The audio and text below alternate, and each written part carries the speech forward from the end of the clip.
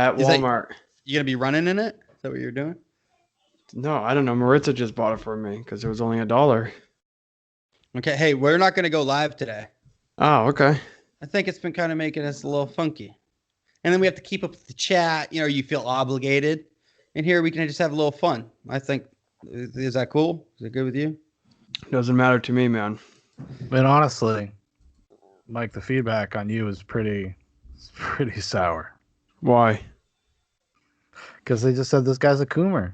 They kept saying Coomer. I don't even know what that means, but yeah, dude, they kept calling you a Coomer. Well, I mean, I had to do some research, and I don't know if you're gonna like it. What does it mean? Are you sure? You want to know? Yeah. All right, you asked, dude. A Coomer, being so mentally deranged and exhausted from years of masturbating to porn that you have turned into an absolute psychopath.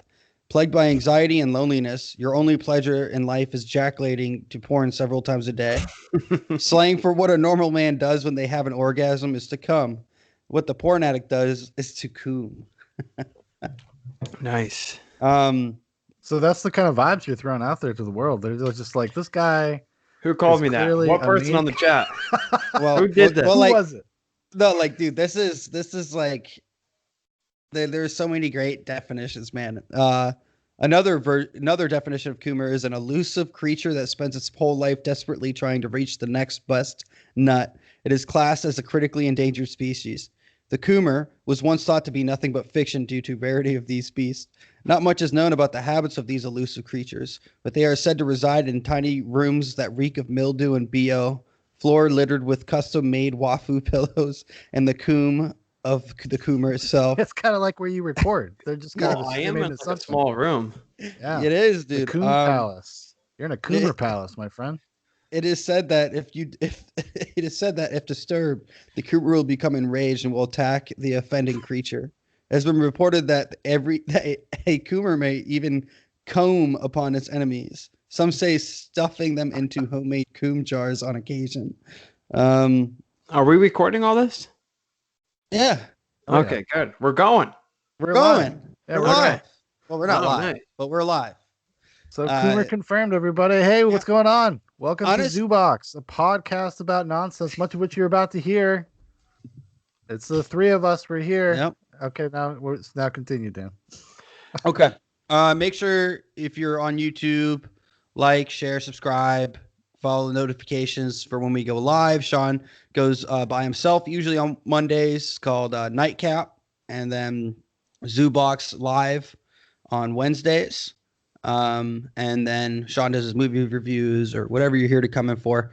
And if you want to see this, or you have Spotify, Apple Podcasts, Google wherever you can find podcasts, you can find us. So make sure you go and follow everything. But yeah, man, cooming is a dangerous business. Apparently I'm one. I mean, if anybody's been a coomer, it's probably been me recently. But I have to be at least 6 months without getting laid, and it's only been like 3. Honestly, that seems like a lot of time. 2. I don't know if I have time to masturbate. You don't have the time to masturbate that much. Well, I mean, people get creative, Mike. I mean, you're on the road a lot. Yeah, you can do it when you're driving. Yeah, you could do it while you're driving. You could coom. Like from cooming from stop to stop, from like sale to sale. I mean, like that's like I assume that's why you stopped making your drop the mic videos is because you had to coom. Yeah. Or it's called zooming and cooming when you're doing it and driving. Zooming and cooming. Zooming and cooming. What are you doing, man? You know how I am, just tearing around, zooming and cooming. You know how it goes. Cooming. And then if you're older, it's booming, zooming, cooming. Well, if you're an old person in a car, yeah. Yeah. If you're an old person just at home cooming, you're a boomer coomer. Yeah. Oh, or a coomer. Or a coomer boomer. Either way. And then you could probably younger coomers could also be zoomer coomers, because right? I think so. Like, isn't that like another? Like, remember we all grew up watching Zoom. Remember Zoom? Well, remember fucking Zoom, dude. Wow, Mike didn't have TV, dude. Mike didn't have fucking. I don't even know what that is, to be honest. Dude, when I hear Zoom, I think about the app. No, like Zoom, back in the late '90s, early 2000s, was like kind of like a science show for kids. It's kind of like Bill Nye the Science Guy, but it was just kids, and they would like do experiments and shit. like with physics. I remember that guy on PBS, the painter. Oh, you're talking Bob about Ross? Yeah, I got him. You like him? Yeah, he's pretty cool. I used to like watching him. Do you think that guy had like masturbated? I mean, he was so chill. You have to assume he's getting that. He's busting nut. Probably right before he goes on camera, he's like, "Listen, I got to be chill." He's probably a vegetarian too. Yeah. Oh yeah, he used to be in the Air Force actually. Really? Yeah, he was the first. He was a vegetarian. No, I don't know about that. You know what, Michael? Just for you, I'm going to confirm it right now, everybody. Bob Ross, vegetarian Coomer. I think a veggie Coomer. I think he was. Probably. I mean, Bob Ross he's kind of an icon. I mean, that hair and like his soothing voice, he's got to beat the devil out of it. You know, when he's like hitting the brush, there's like a compilation. You can watch. It's pretty funny. He always says, he's like, just got to beat the devil out of it. And he just smacking his little brush. Nice little mountain over here. Look what we've discovered. Well, do you know how discovered together?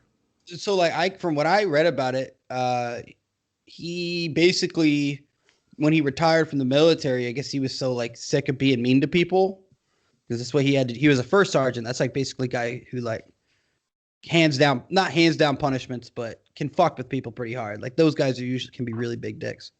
And I guess that's why he started doing like the painting and everything and like teaching people how to paint, is because it was like a way to decompress from being an asshole for all. Well, he seems pretty chill. I mean, I would like to maybe. I mean, this is the kind of guy that goes to like animal sanctuaries and like wrestles with baby bears. No, that's Khabib, Sean. No, this guy does it too. I've seen videos. He's over there with like these baby panthers and stuff, and they're like, and he's real? Are you serious? Yeah, no, because if you watch he's not wrestling them though. He's playing with them. He's like playing with them. Wrestling, like, sure. They could kill him, Sean. No, he was body slamming these babies. Okay. He didn't even care. Yeah. That's another reason why he's so chill, because he gets it out. He finds quote unquote healthy outlets. You know, maybe you go play Call of Duty. Well, he had to go down to the animal sanctuary and kick a puppy.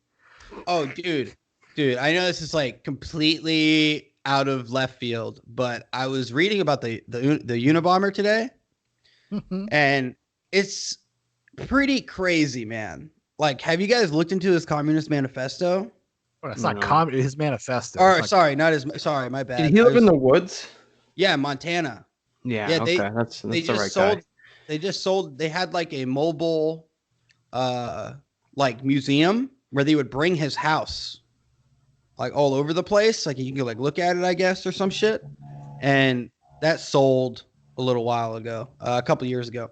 But anyway, like, dude, this guy, the Unabomber, his manifesto, it is crazy, dude. I watched something on that one time. No, isn't like though some of the stuff in there, because he's worried about like cell phones and AI and it's more about technology. AI. Yeah, it's more about technology, AI. Computers. Yeah, well, he's going like you create new technology. That technology helps you create a better technology, and so on. It progresses. And his prediction was by 2045 is where like that is where things are going to get too powerful. Like the AI is going to get too powerful. The guy was, but dude, the guy was smart, man. There's no denying that this dude he went to Harvard, got dosed up on LSD for like they had like a program or whatever. People speculate he's like one of these like MK Ultra victims. Charles Manson too, man. Oh, he probably is.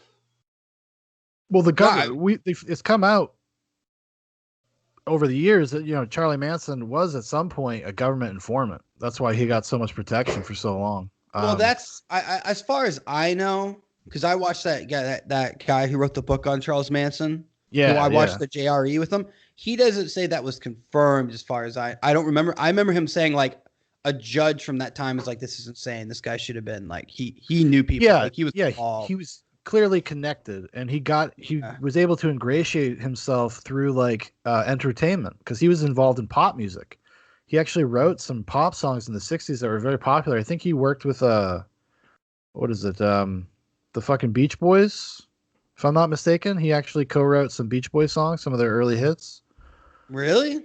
Yeah, if I'm not mistaken. I can't remember exactly. Jeez, man. I feel like I would know that. Yeah, no, he used to sell songs. He was a songwriter. No, yeah, but I don't think he was. I don't know. You're probably right. He was installed by Q. This is how far back this goes. This is how deep it goes. Then.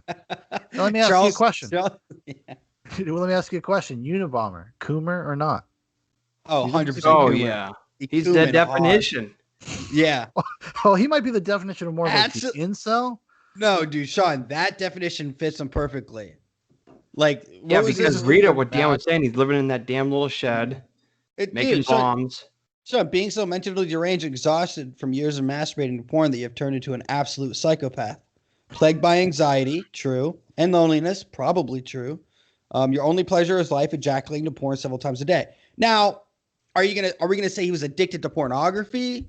Maybe not, but I mean, I do think he at least was living the lifestyle of a Coomer. Maybe not, or an incel, but not necessarily like.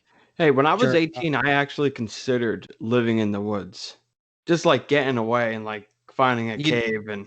Well, you were homeless for a minute. No, I know, but I wanted to like go live. Like I was like thinking in my head, maybe I should just walk out in the woods and live in like a cave somewhere. Like what? Why? That crossed my mind quite a bit for like. Was this because you were so sick? Was it because you were like sick of living at home or like being with fam? No, it wasn't. I wasn't even living at home. I was actually in South Carolina. I just thought it'd be like a cool thing to get away from everybody, get away from society, and I don't know. It just crossed my mind. You kind of did that in a way, I guess, through like the Appalachian Trail. Yeah, but not like that. No, I'm talking about like I was thinking about just going, not contact with anybody. Appalachian Trail, you're in contact with people all the time. Just become a mountain man. Okay, yeah. Honestly, Mike, let's say you had, let's say you had 10 grand. Okay, this is like 10 grand. Okay, you could buy all this equipment. Okay, do whatever you can buy. Do you think with 10 grand you could get enough stuff to like you could go live out in the woods? Like you could go like for extended like a year. Yeah. Yeah. 14 grand. That's a lot. I mean, no, 10 grand. 10 grand, even or 10 grand. Yeah. I think you could. Like 10 grand. And then how long do you think you could stay out there? So let's say you purchase all the equipment, maybe you buy some dry goods and like food that will last you a little while, hunting stuff and like warm clothes and maybe like whatever you think you'll need. Where am I geographically? Oh, that's a good question. Okay, let's not be too cruel. Let's say Tennessee. Let's get pretty cold up there, but yeah, I think you could. You could buy some guns, ammunition. You could live. For how long could you think you could pull it off? Well, right now or when I was 18? Well, what's the difference? Because right now I would go into it much differently than when I was 18. 18, it would just be like more of like.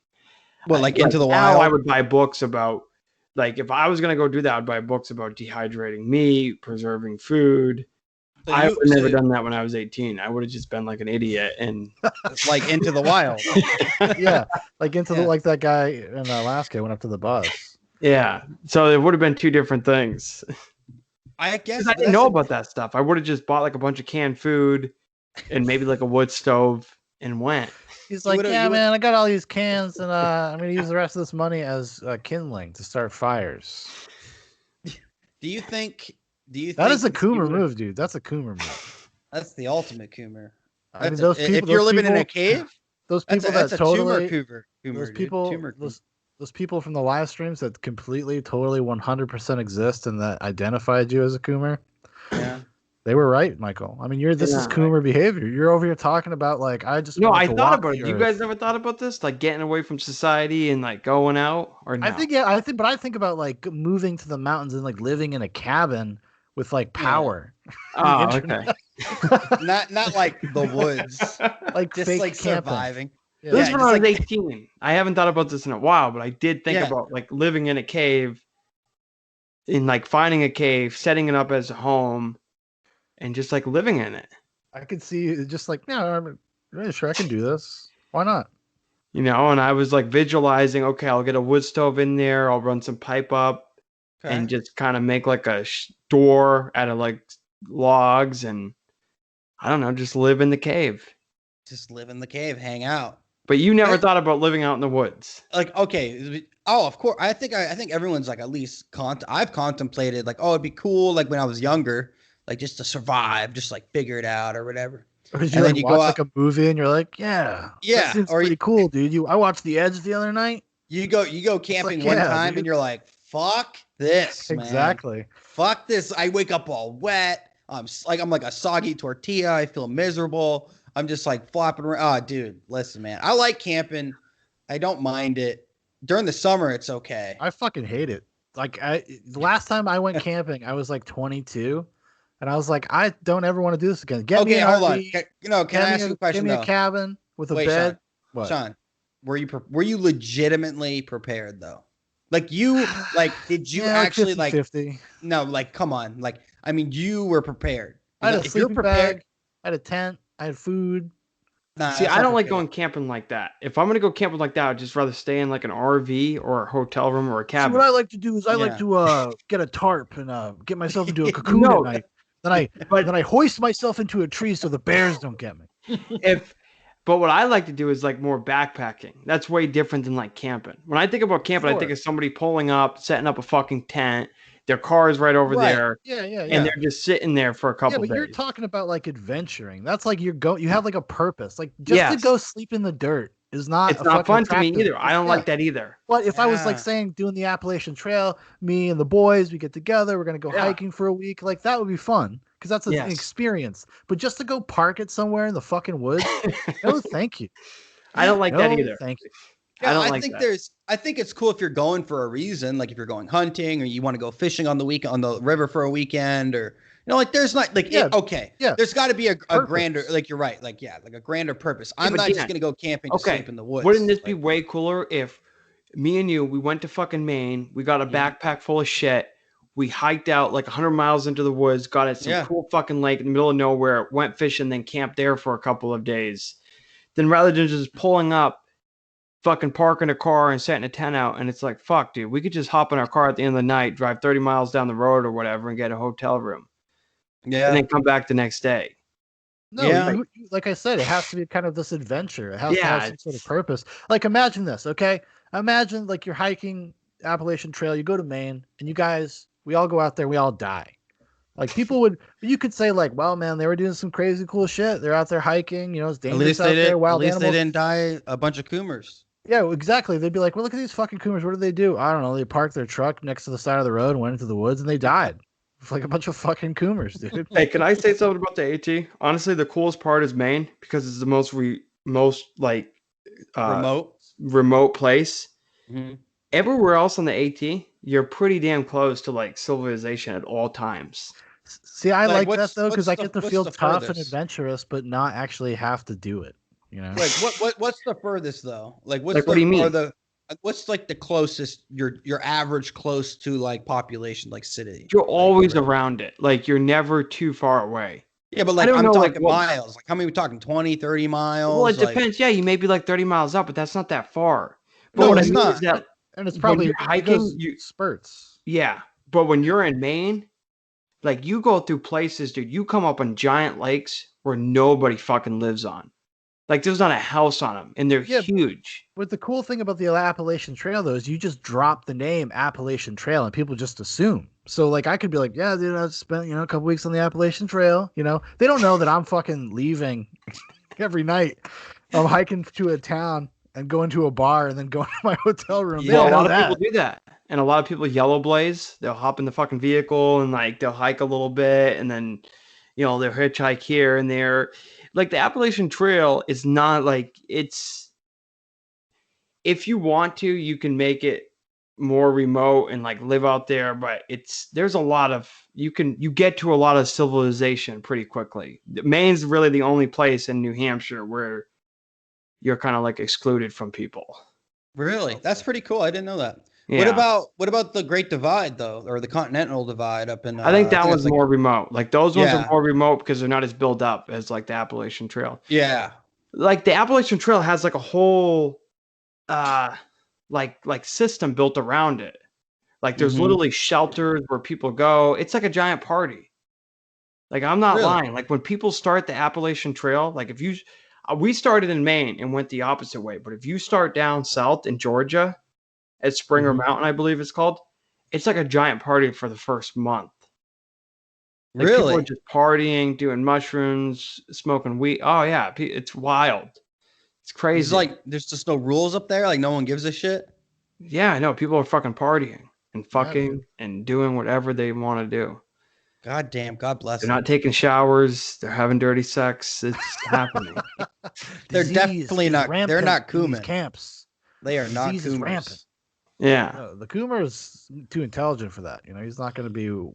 He's not going to be bothered by STDs or A lot of dirty hippie sex. Justafarians out there on the AT. A lot of what? who? Justafarians. Justafarians. You mean Explain. Rastafarians or Justafar? What is a No, Justafarian? explain. A Justafarian is like a kid that it's like a trust fund kid. Yes, yeah. So you're Why saying does it- the Appalachian why Trail is is it- commercialized? It's like a Yeah, tourist. it's pretty commercialized. Yeah. Yeah. And Wait, they where just does go it out there come and they from? get like dreads and they just get their parents pay for it and they just like party the whole time. They don't even So, hike like, the whole thing. Like people will spend 6 months on the Appalachian Trail and maybe only go like 500 miles and they're just partying in town to town. Yeah. Okay. It's just like a social thing. It doesn't sound like a bad time either, though. No, it sounds like a great time. Yeah, I suppose if you got the capital to disappear for 6 months and just go party. Mike, I'm where not did you hear against that it. term from? That's such a cool term. I like that. Justafarian, dude. It's just, Dan, listen, on the Appalachian Trail, there's like its own language. You got like white blazers, you got Okay. yellow blazers, you got pink blazers, there's all these terms on the Appalachian Trail that people speak by. Like Really? I was a white blazer because I followed the white blazes on the trees. What does that mean? Like, why? It means that we stuck to the Appalachian Trail specifically. Like we didn't vary off. Like a pink blazer is like a guy that meets a girl and like chases her. And he's on her time. So he's like a pink blazer. A yellow blazer is somebody that will like hike 50 miles for like 4 days and then get in a car and skip like 100 milers, because he'll hear about a party like 100 miles away and be like, oh, I want to go up there. Big things are happening in that town. And he'll yellow blaze by. All I can think of is like these Justafarians and like their moms are dropping them off. Like, Mom, come pick me up. I gotta get to this party. Now, drop me off. Drop me off like 2 miles before, okay? Listen, there's plenty of light. You have trail angels. So trail angels are people like you'll come up to like a cabin, right? Yeah. And there'll be a book of like people will just write down. Misty is a trail angel. You'll call Misty and be like, hey, Misty, I need a ride into town. Hey, Misty, I need a ride. And these people will give the hikers a ride. For free? Wow. For free. Yeah. For free. There's we got several of those, like where we called people, we're like, hey, we're over here. We need to get in town to resupply. Would you give us a ride into town? Yeah, they give us a ride into, hey, you guys need a place to stay? Yeah, we do. Okay. And then we'll go stay at their house. We did that like several times. Just like random people. Cool. They're called trail angels. Were they nice? Were they like normal people? Were they kind of off? Like, yeah, a lot of the times they're like two older, like hip, like kind of like liberal hippie couples. Like that's what mainly like the trail. Did they ever try to fuck you? A lot of no, lesbians. not me. A lot of lesbians, I assume. Oh, did they try to fuck one of the other ones? No, I never heard of it. No, they're normally like a couple, and they normally have like nice. We did it more in like Vermont and New Hampshire, so it was like those kind of like nutty, crunchy people. But those are trail angels, and every once in a while, you'll get like trail magic, they call it. So when you, I love. So when you come to, let's say you're hiking, right? And you come, so the trails cross major highways. So sometimes when you cross a major highway, people that hike the Appalachian Trail before, or like trail angels, they'll leave like a cooler full of like soda and like fucking Twinkies and shit like that. And that's what's called trail magic. And they'll write on the cooler, trail magic. That's sick. So you won't be expecting it, and you'll come out and like there'll be a fucking cooler full of soda. And like soda's the greatest thing on the Appalachian Trail. Or like, and there'll be like Twinkies and chips in there. Yeah. Oh. And it's called trail magic. That's awesome, dude. That sounds like a lot of fun. Like a whole community. That sounds like a lot of community. Fun. Yeah. I mean, and there's even people that like, there's people that hike on the Appalachian Trail that where mainly what they carry is drugs. Like we met one dude, he had like 5 pounds of pot. And what do you call those guys? I don't know what they called them. I don't know. They probably had a name for them now. Trail mules. Are there any like trail devils? Like you have trail angels, you have like trail devils. Do you have like people you got to look out for, like guys that are like sketchy or something? You know what I mean? Like maybe Hey, man, like come in this bush. Hey, come in like this bush. okay, let's say No. like a trail angel like rapes somebody. They have to become like a trail devil, right? Like so they put their name, like they black out their name or they highlight Well, their yeah, I name don't as trail know. devil. Like how do you keep security on the trail? You know what I'm There's saying? no Like security. It's just word of mouth. It's like a community. It's just like it's self-regulated. It's weird. do people kind of like live on the trail? Yeah, Would that's you what I'm say? saying. Like Like, I'm talking year round almost. Like they live on the trail. yeah, like I met a few people that this was like their third year doing it.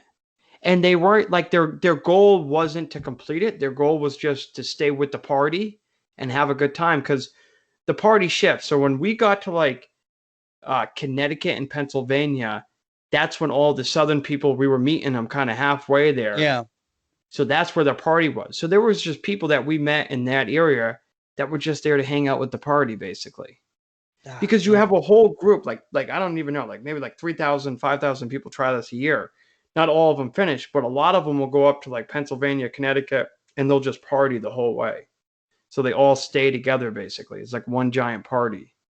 Wow. So it's like a mob of partying Yeah. and And just you ripping. get separated over, but then you regather, and it's not always all the people together. But yeah, Yeah, but that's kind of like the did you party at all? Like when you guys clashed? yeah, we partied a little bit, not like crazy, not like what if we started in the South, we probably would have, but we didn't have much opportunity because the time we crossed those people, like the people that got to Connecticut Yeah, they're and kind the of end of strung out. Pennsylvania, they were kind of They're done.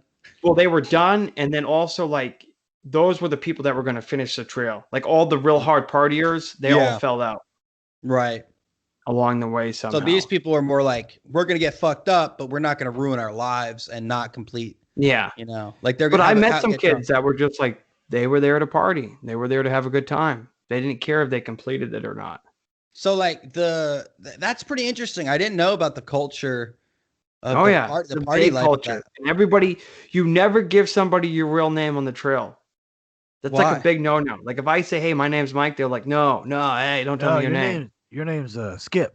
You're Skipper. Why? You would have a nickname. Your nickname would be like fucking Charlie Manson or something. Hey Charles. Hey, what's up, man? Fucking the son of man. That's what they'll call me. So everybody has a nickname. Everybody has a nickname. That's pretty cool, man. I didn't know that. So, Yeah, you don't tell people your real name. Is it like about plausible deniability? Like they don't want to know your name in case you commit a crime on the trail? I don't know. It's just a tradition. Dude, like what would happen if there was a murder? No, Like- there's been murders on there. For real? Like Yeah. I'm saying, okay, let's say you start out with these you start out you in bed with the partying group, right? Mm-hmm. And you're like, and you make it all the way to Maine. Maine's the What? final, but Yeah, that's how the many final. people are That's going what to I'm make saying. it to Maine? Maine's Right. like a 4-month trip. So, Well, hear me out. Hear me out. yeah. Hear me out. So you make it to Maine, and what you do is that one morning, like one night when they go to sleep, you wake up and you leave. You take everything, right? Because you drugged them. Okay, you found some drug on the trail, and then, and then you leave. Then you take all their shit and you like burn it, and you leave them with nothing but a rifle and like 20 rounds, and you're like the most dangerous game. Like you. Oh, do but it they out would there. get Like, out because even when you're in Maine, you could Mhm. always hike out. Like you can always. yeah, but Mike, can- if I'm hunting you though. If you're gonna hunt Like, us, that's what I'm saying. Like I'm like the bad guy, right? Like this could be a movie. It would actually be pretty funny. well, you don't But, know like, who's behind them. Like there could be fucking people coming behind them, and people have cell phones and shit. yeah. But listen, I've drugged you at night. I know. Okay, but like I got at least maybe like 10 hours, 12 hours. Yeah, you live in But- Charlie's world now. You live in Yeah. Charlie's world. Yeah. You live in Charlie's. I'm Well, just saying, then they like would be I would. fucked. Yeah, they probably would be kind of like it could be a bad day, especially if Yeah. you catch one of the weak guys like in the back. Yeah. Man, that's a bad day. That's a bad day, dude. Yeah, and some people will like to be honest, man, we had to ditch a guy. What? What do you mean? What does that mean, Michael? You said, did you kick him off a mountain? No, so we were hiking. This guy was super annoying. The only reason why we kept him around was because every night he would roll this giant blunt. But other than that, we didn't like He sucked a mean dick. him. Clean us right out. So Never one wanted day anything we in were return. like, we're sick of this kid. So we're gonna fucking do. We did like a huge mile. We did like 25 miles that day, and then we didn't tell him. We told him we're stopping here at like 10 miles, and we just kept on going because he would meet up with because he was like slower than us. Yeah. But every night he would meet up with us, and he was part of our circle. Because like you get in a circle with people. You guys basically like excommunicado, like you like took him out. Yeah, we left him. The tribe. So like, dude, if you think about it, probably like a few hundred years ago, like that's what people did. They're like, fuck this, fuck Dan. Like we're just gonna leave him. Yeah, man, don't go to the watering hole tomorrow. We'll be there. Yeah. Don't worry, we'll be there by we'll be there at like noon. You probably get there by 6 or 7, and they just kept going. Like that's what they did, man. They literally probably how many people probably died in real life like a couple hundred years ago because people are like, fuck this guy, man. Just from being annoying. Like it's part of social evolution. Like you can't be that guy because like you said, Dan, like back then they ditch you and you're dead. Yeah. Imagine you wake up and all the wagons are gone. You're like, fuck. Shit, man. Like on the Oregon Trail. What did you say, Mike? Well, you have people that are like they're called like ultralighter backpackers. So like everything they do is like super light. Like they're weighing every little ounce. Like they're cutting their toothbrush in half. Like I'm not lying. This is what they do. Yeah. And like they get as light as they possibly can on their backs. They're only carrying like maybe like 12 to 15 pounds, like as light as they can. And they'll cut everything. Like they'll cut the strings off their backpacks, every little thing. They don't skip on an ounce. Really? Yeah, like they measure everything. Do you think that they think they're super cool? Like are they like the hardcore boys? They're like, what are you guys doing? Well, I got a lot of stuff on your back. Probably pretty tired. Not me. Not me. How many miles? 35 miles today. Did you meet a lot of douchey guys, like douchey people? Yeah, there's douchey people. Like, what are they like? What's their douchiness? Like, what's that about? Brah, you gotta be lightweight, brah. You gotta cut that string, brah. No, like the more like the douchey ones are more like the wealthy people. like the Rastafari or the Justafarians or whatever? No, not those. No, those kids are just like so drugged up. It's mainly more of like the older, like richy, nutty, crunchy people. Because there are a lot of like people that are like retired, square people that do everything right, just kind of like. What makes them douchey though? I mean, like how much actual interaction would you actually on any given day have with them? I mean, do you just end up walking with them and then talking to them? And they're those like, people kind of annoy me. That's all. Do they have like scooters out there? What if they have these fucking motorized scooters with these big mud tires and they were just fucking ripping? Well, there's some parts you wouldn't be able to use that. Tell that to me in the future when I do it. Wait until like hover vehicles are like hover bikes or like hover things. You can just rip around. Just fucking living the life, man. I'm gonna take my ass down to Total Recall. I'm gonna get these. Yeah, planted. We had a Marine that we started with in Maine. This guy was hilarious. He had like 80 pounds on his damn back. No. He had a fucking K-bar. You know those big knife Marines have? He carried that by like his side and he just fucking trucked every day.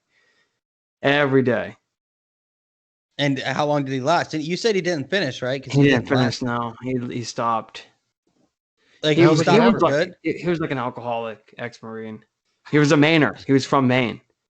And he just started and he just used all his fucking military shit. Dude, he's a Coomer. He had a couple DUIs. Sure.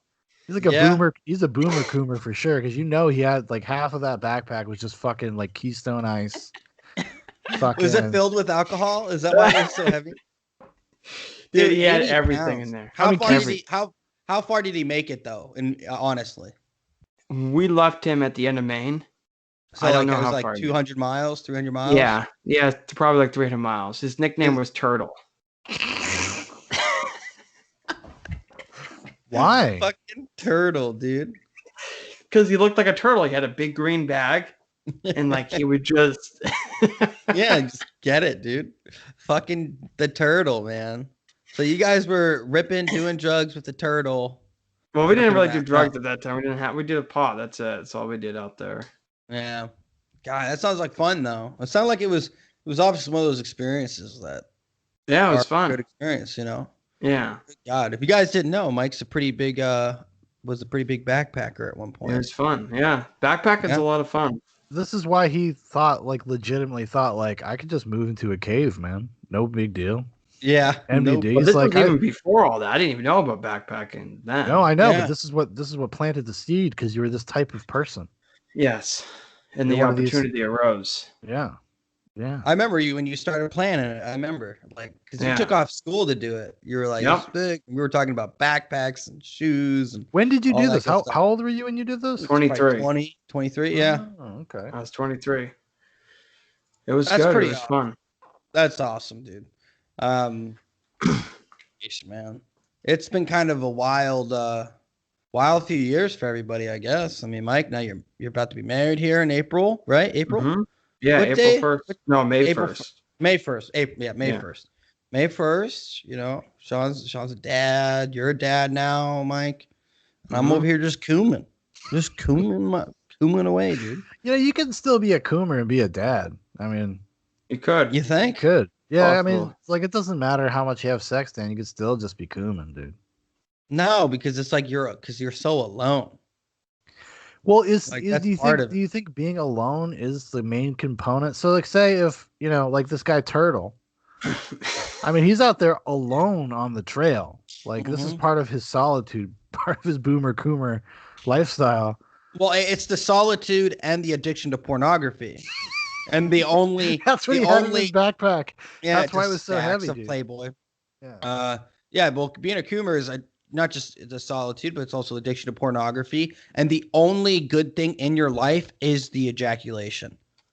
Like, that's the only moment that you feel anything and any relief. That's why you do it so much. It was alcohol. Like, Turtle was the type of guy that would, like, we would go into like a restaurant when we went into like a town, and like he would order like 2 shots of vodka on ice. Just right away, the first thing. I mean, why not? And just like drink it. You're on the fucking trail. It's like no, I know you're just on the trail, and we would order drinks too. But who the fuck orders vodka on ice? I mean, alcoholics. He's like, hey, can you get me the cheapest shit too? He's like, hey, listen, buddy, I don't want any of that top shelf shit. Don't be fucking. And he would order like ridiculous things. He would be like, you go because like these main restaurants, they're not like a normal restaurant. They're kind of like they're a little bit different. So he would go in there and order like a whole fucking chicken. Well, you gotta get that protein. Like, and he would just eat the whole thing? Yeah, he would order like a whole chicken. Well, dude, he's carrying 1,000 pounds. I know, but have you ever ordered like he doesn't stick to like the menu, and they allow you to do that up in Maine? Like it's kind of it's a little different. Yo, can I just get a chicken? Can I just get a whole chicken? I bet you if you went to like some like restaurants that had like chicken breasts and stuff, you could probably go in and get like, yo, hit me up with a whole rotisserie chicken. Yeah. You probably could. You really probably could, because that's the kind of shit that he would order and do. And he loved wild turkey. He'd buy like bottles of wild turkey and drink that shit. Fuck yeah! Good God, dude. Well, I mean, like Sean's dream here. But if you think about it, if you're thinking about it though, it's like that's his version of a vacation. So if you went to like the fucking Bahamas, like yeah, dude, it's like fucking it's 11 o'clock in the morning. Fuck it, let's go get a margarita. Let's go get a shot. Yeah, like and the thing about he would not take any pills, like any fucking Advil. Not a pussy. Not a pussy. He wouldn't take that shit. He's like, I don't fuck with pills.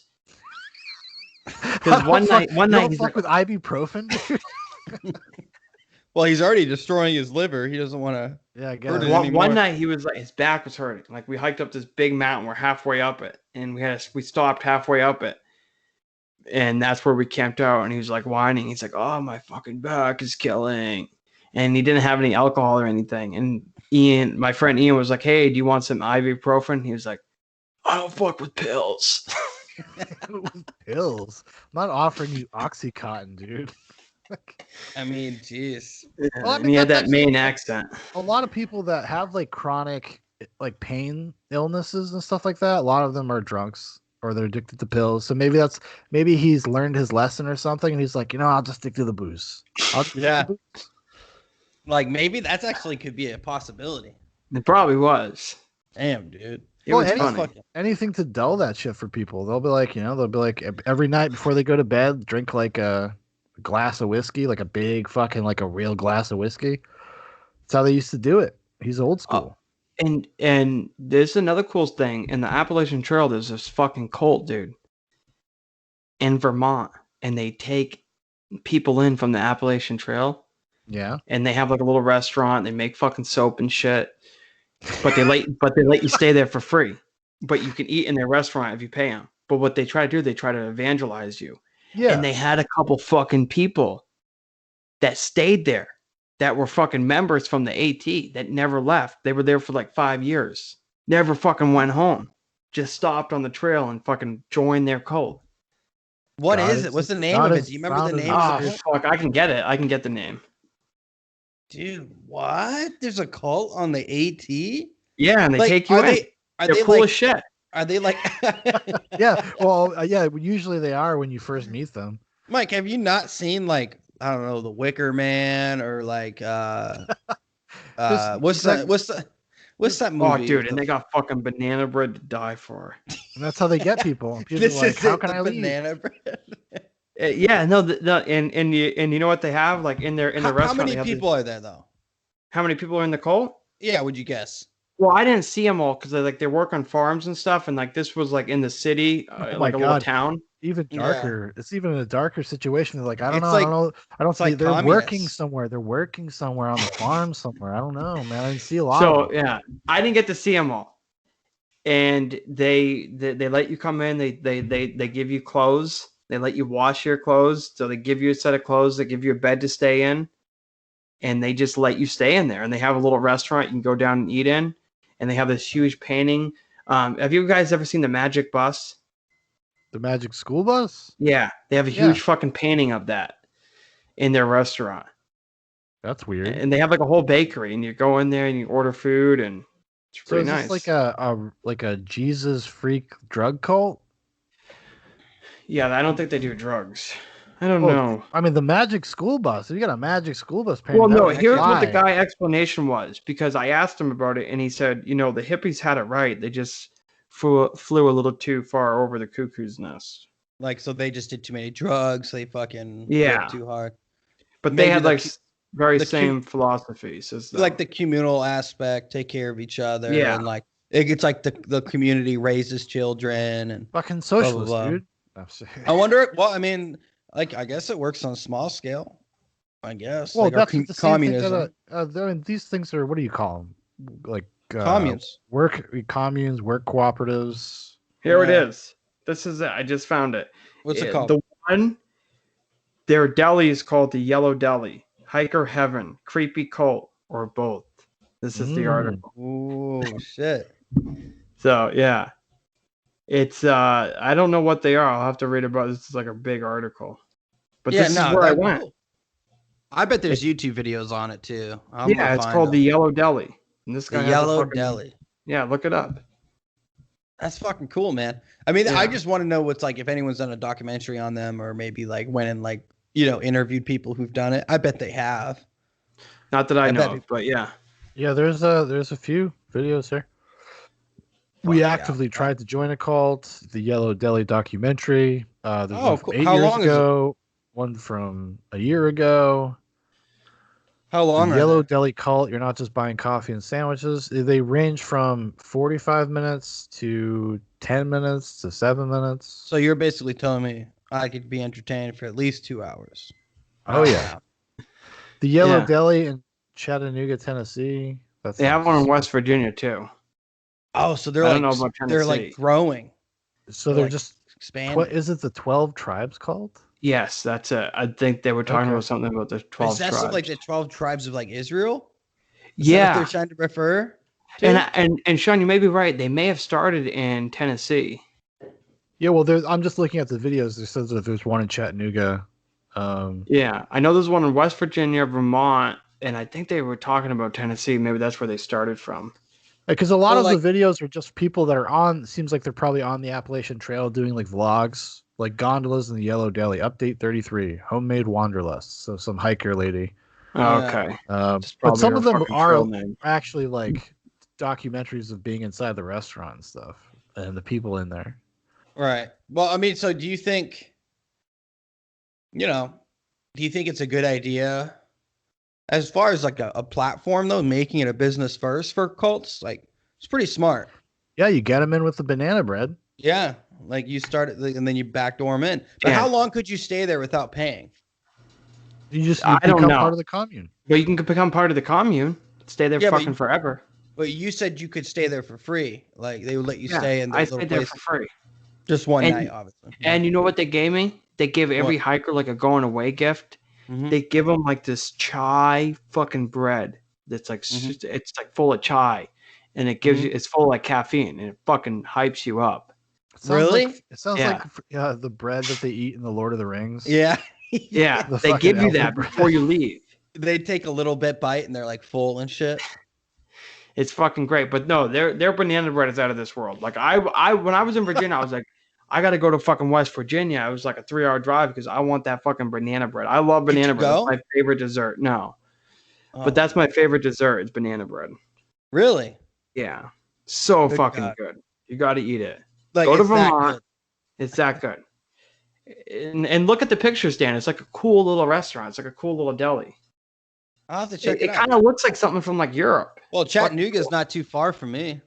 If there's one in Chattanooga, it's only a couple hours, I think. Is it like does it look like mellow mushroom? I mean, that's really, like you're describing. Kind of sounds like mellow mushroom. What? Mellow mushroom is like it's like a pizza. Mellow mushroom is like a pizza place, like deli. No. Did you look it up? Did you see the pictures of it? Yeah, I'm seeing some pictures. Did you see the ones in Vermont? It's like the front of it says like Yellow Deli on it. Let's see here. Yellow Deli, Vermont. Great audio content here. Yeah, in Rutland. Yeah. Is that what it is? Yeah. Yep. Yeah, they got a website and everything. Yeah, it's like a nice little restaurant, isn't it? Dude, 1 hour for me. Here, I'll throw this up on the screen so the people watching can Yeah, no, that's pretty crazy, man. That's pretty wild. They did the Yellow Deli. This looks like some Satan shit, huh? That's it, Dan. Look how fucking good that food is. That looks delicious, my God. God. It's so fucking good. Making me especially hungry. when you're eating fucking Snickers. Are we gonna have to go down there, Sean? I'm cooming right fucking now. Sean, when you come down, should we go down there? Go down to the Chattanooga. It's 1 hour. It's an hour. Maybe. It's a possibility. Look at that. You got Ryan's car, so I know, dude. That looks delicious. Look at that. Wow, that's beautiful. Yeah. Yeah, that's where I sat. See that fucking corner by the window? I sat right over there. Over here? Yep, right fucking over there. And that's the one in Vermont? That's the one in Vermont. Rutledge. Wow, that's beautiful. Yeah. They make Is it expensive? Is it expensive? Say what you want about crazy religious cults, but they can make a fine fucking sandwich. Let me tell you what. Absolutely, man. Yeah, Dan, I don't know if it's expensive. I wasn't paying attention at the time, to be honest. Yeah. That's the picture. And that's the not the magic school bus. No, I think they have a school bus in there. By Elusive Dream. And there's a fucking school bus in there. This is very weird, though. This is like a Pied Piper situation. Yeah. Look at this. Yeah, maybe it was one of the magic see, this is like, okay, they're not a Christian cult then, are they? No, they're not like Christian. They're like fucking like hippies, I told you. Yeah, they're like because this is like a lot of paganism, it looks like in here. I'm just saying. I talked to them for a while about it. I can't remember what they're all about. Because, like, I was interested in it. Me and Ryan talked to them fucking for probably like an hour, the leader. Really? Yeah, the other two thought we were weird, but I just wanted to find out about them. The Hiker's Hostel. Yeah, there it is. That's it. That's where I fucking stayed. No shit. How many rooms? Is it like big? Hot is drinks, cold drinks? Yeah, it just has a bunch of these people definitely voted for Joe Biden. And a lot of what they make is tea. They drink a lot of fucking tea. I don't even know if they have coffee in there. I think it's all tea, to be honest. It's like, you know, if I ever like owned and operated a restaurant, this is what I would want. Yeah, like, making like delicious sandwiches and soups and shit. Like, cause it's easy. It's chill. Yeah. Look at that fucking honey. It's probably local too. Look at this sandwich, boys. God damn, dude. You guys, all right. Audio listeners at home, this is why you got to get on YouTube, because we're looking at some mouth-watering pictures. Son, you got to stop throwing people out of the goddamn. Keep saying that. The people understand. What? Throwing them out of the loop, man. Throwing who out of the loop? Who? Damn, we're looking at shit. The group. They can come on and look at it. They can't. They're communists. No, I'm just saying. No, I think it's it looks like it's only an hour for me. Go. I'm just saying. Go. I'm just saying. Well, I mean, like the boys are coming down. And Dan, make sure if you go, I'm going to tell you something. Mm-hmm. Listen, I know it's a lot of money, but just buy a whole fucking loaf of banana bread and bring it home because you're going to wish you had it. Yeah, it's that good. I promise you. It's well, you're so in one of your, fucking good. Are you gonna want me to like cut it in half and like mail it to you? I kind of want you to buy me a loaf and send it. Okay. We can Listen we can here, work on buddy. that. When you're in a coon I wonder hole if they can again, mail I it wish you for had you. that bread to get you out. I wonder if they can mail it for you though. Do you think they would? Why not? Why not? I mean, that'd be a big ask. Man. I don't know. Yeah, and they make soap in Vermont. I think this is what I'm probably gonna do on my next time I do a nightcap. Maybe I might just talk about the Yellow Deli. Watch these documentaries. Deli. The nightcap, dude. That's fucking that's every Monday. So, did you see that restaurant there? So right above it is where you sleep. Yeah. So you go out and you just walk right up, and there's a fucking living area up there, and you sleep up there. A lot of chicks. Well, the chicks have a separate room. Oh, so they're not really that progressive. Okay. No. Guys, just the dream is dead. These people are basically right-wing lunatics. They're basically right-wing lunatics. What do you mean? Yeah. Different. Sure. They separate men and women. What are we talking about here? What are we talking about? Joe Biden just signed the that you cannot discriminate against transgender people, so like they can absolutely join any sport they want in high school. That's what they're saying. It'll probably get they'll probably for public institutions like public high schools and stuff. Anything that takes federal money. Yeah. Oh shit. They're the ones that will probably have to follow it. Who knows, man? This is gonna be a great experiment, though. Are they sending more money out? I supposedly no. Did you get your $600? Did you get your $600? Yeah, I did. Okay, the rumor mill that I've been just kind of like twittering, like they've been basically it's kind of leaning more towards no. Oh, I thought they were sending 1,400. No. Biden actually just said something today. He literally said he's like, there's no stopping the trajectory of this disease for the foreseeable future, so we need to get people aid now. Oh, I don't know. I didn't hear that. I know that was today, but like and everybody was just like, what? I thought you had a plan. So unless you found some information out or whatever that they didn't know before, I know that in the UK they're talking about potentially a strain that is more deadly, likely to kill you, more deadly, dude. And then what was it? Just the other day, the Chinese making a fucking basically internment camp with making a camp for people for COVID, people that are sick, to house 4,000 people at a time. Holy shit. So either there's something going on that we are not yet aware of, or this is just a way to keep us doing this in perpetuity.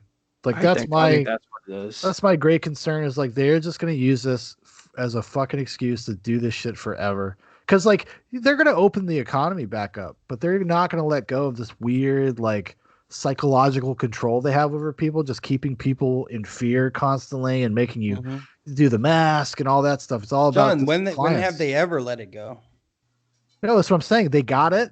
Now they're not going to let. They've always had it. I know, but they took another inch, and now they're not going to give that inch back. I don't think the constitutionality of masks, like he can only do it on federal buildings. So. No, I know, I understand that, but what I'm saying, it's like a psyop type thing. They're just keeping people afraid. John, most people don't give a shit. Like I just said, it's about compliance. It depends where you are in the country. It really does. Most people don't give a shit about it. Where I live, everybody wears masks. I live in the South. Everybody about 50-50 for me, where I live. But here's the thing I have with people in their damn fucking mask.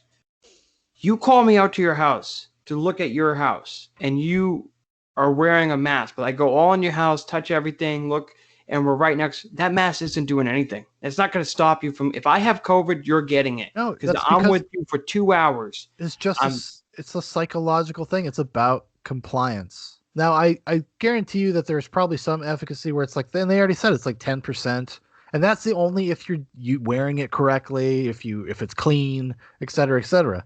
So it's not really even the cheap ones I got. It's just a metaphor for compliance, and even Fauci said that back in the day. He was just like he's like it's more of just a gesture to show that you're taking it seriously.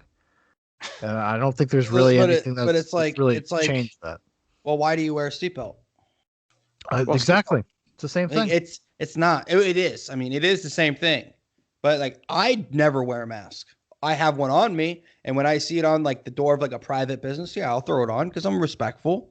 Yeah, me too. Like That's how I am. If it's like Walmart or something, like I might try to get away with it. Sean was witnessed me, or when I was in like Home Depot stores. You know, like I don't wear them, and I get dirty looks sometimes.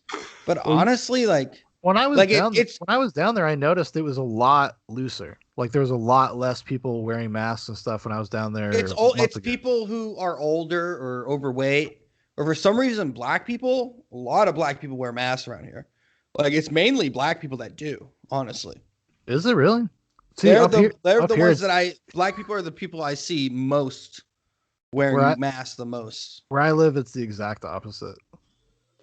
It's all not wearing a lot of black people not wearing, a lot of black people not wearing masks. Like Sarah and I went out to a restaurant a couple weeks ago, went out for like dinner, and we went in downtown in the city next to us, and yeah, they're going in the bar, and the bartender was just like, "Yo, you gotta put your mask on, or I'm not serving you." They're like, "Why?" They do that? Yeah, I mean that's a private business. They can do what they want. Like if a bartender says, nobody like, does that shit for if you want to come up to the bar and they say like put a mask on, like I mean they're wearing masks. Like it's like I said, I think it's more of a gesture. I don't think it really makes that much of a difference, especially if you're in a room full of people. Like, come on. Like, I know that's what I don't get. Well, this is the thing though, is like take your psychological freedom back then. Like take it back. No, I'm not wearing the mask. I don't wear a mask. Yeah, the only time I wear a mask if I go to a client's house. I'm not talking necessarily to you, Mike. I know Sean, you wear your mask pretty often. I would say anytime you enter a store, you wear a mask. Anytime I enter a store, yeah, because most of the time that's the policy of the store. It's like, well, what am I gonna do? Like, am I gonna go fucking argue with somebody? Like, it's like, okay, I don't need to shop. But when you're standing next to me, and I'm not wearing a mask, like I said, it doesn't matter. Like it just like what do you mean when I'm standing next to you and you're not wearing a mask? Yeah, like when we're in that's like your choice. You can choose to do that. That's I know, but like most stores don't have a force of policy. I'll tell you that, dude. Go to Walmart and try walking around without your mask. Like, okay, if they ask you, you put it on. Be like, oh, I'm so sorry. You play the dumb card. Well, the thing about the restaurants and the bars that is fucking really stupid is that like as soon as you get your drink and you go sit down, you take your fucking mask off. Like it's a restaurant full of people without masks. Like that's the dumbest fucking thing. The place we went to is kind of a small place, and it was like it was actually pretty good. But like they had like a little bar there. The bar was full of people. Nobody's wearing fucking masks because they're all drinking and eating. Like it's just which like, isn't going to stop it. That's my point. No, if you truly have COVID, you're doing that. You're not wearing the mask. You're eating there. What the fuck is the point of wearing the mask when you walk into the door up to the bar? No, listen, I think, like I said, I think it's just about compliance. It has nothing to do with actual, like, whether it's going to help you or not. And I think all these news stories coming out about like these new strains and what's happening in China, it's like so that you'll do it forever. Like you'll do it as long as they can make you do it. But why? Why? It's just a psychological thing that they have. They want to strike fear in us and take over. They already have that on you.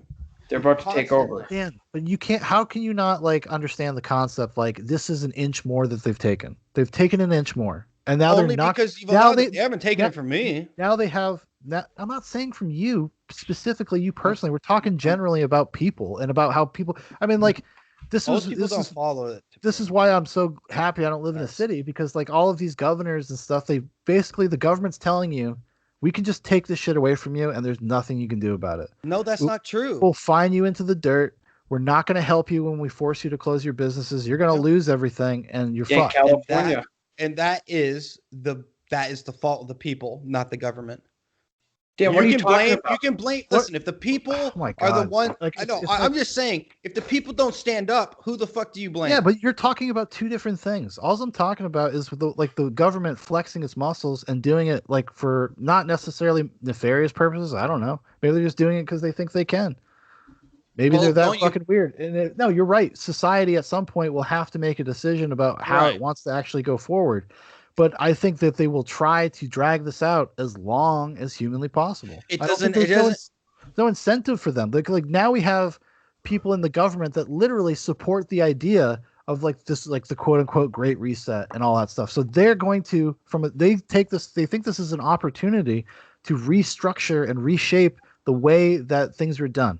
That may be true, and that may be true, but you can't tell me that New York just didn't open up their restaurants. New York City did, like 25% capacity. Yeah, because, it's a start. Yes, because the economy is going. Listen, I let you speak, Sean. If I can't fucking speak, like if I can't have a reaction to it, you're repeating what I said. How am I repeating what you said when I was just bringing up an example of New York? That's an example. I know. I said that they're gonna have to open the economy, but they're still going to keep the same mentality.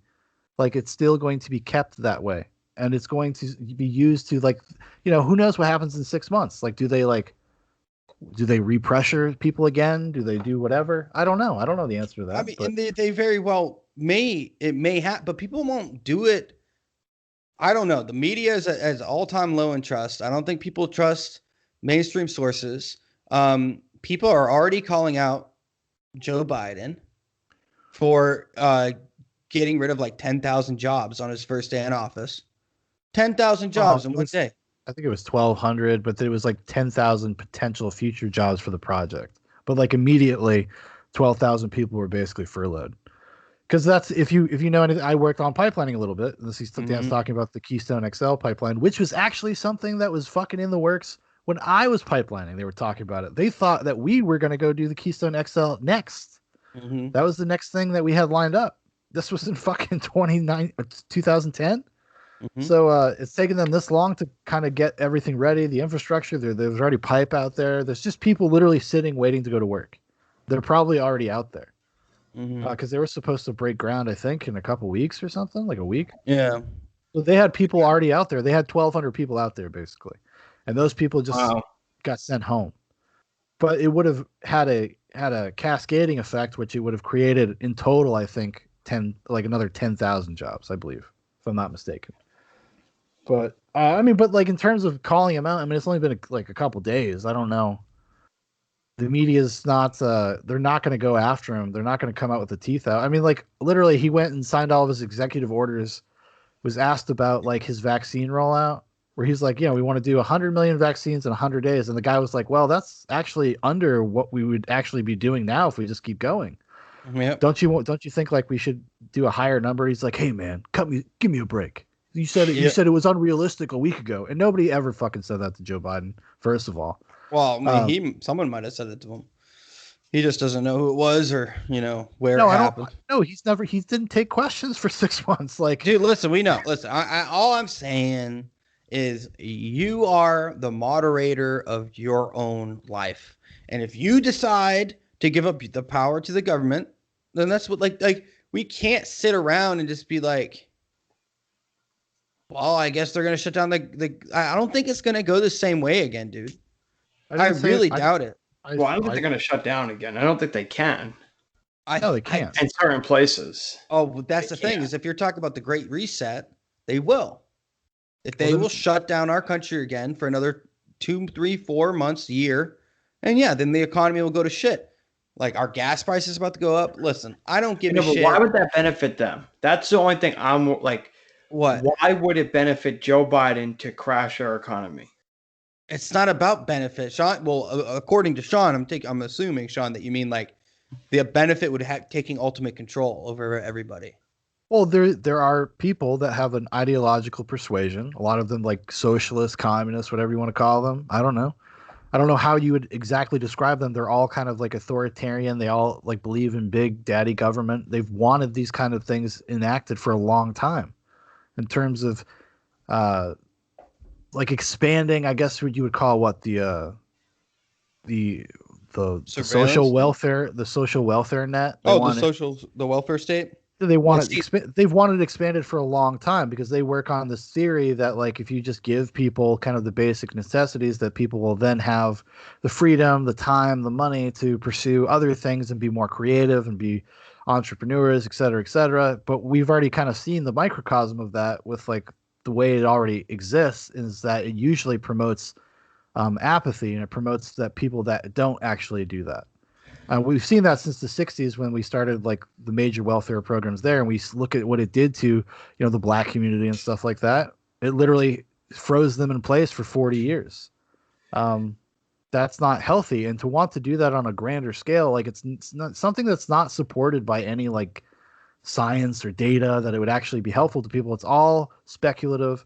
It's all, I mean, even when Andrew Yang or Elon Musk, they talk about UBI and stuff like that without really kind of going into like, well, how do you know that? Like, what it's supporting this idea? Like, it's just an idea. It's just a notion that, oh, this will make your life better.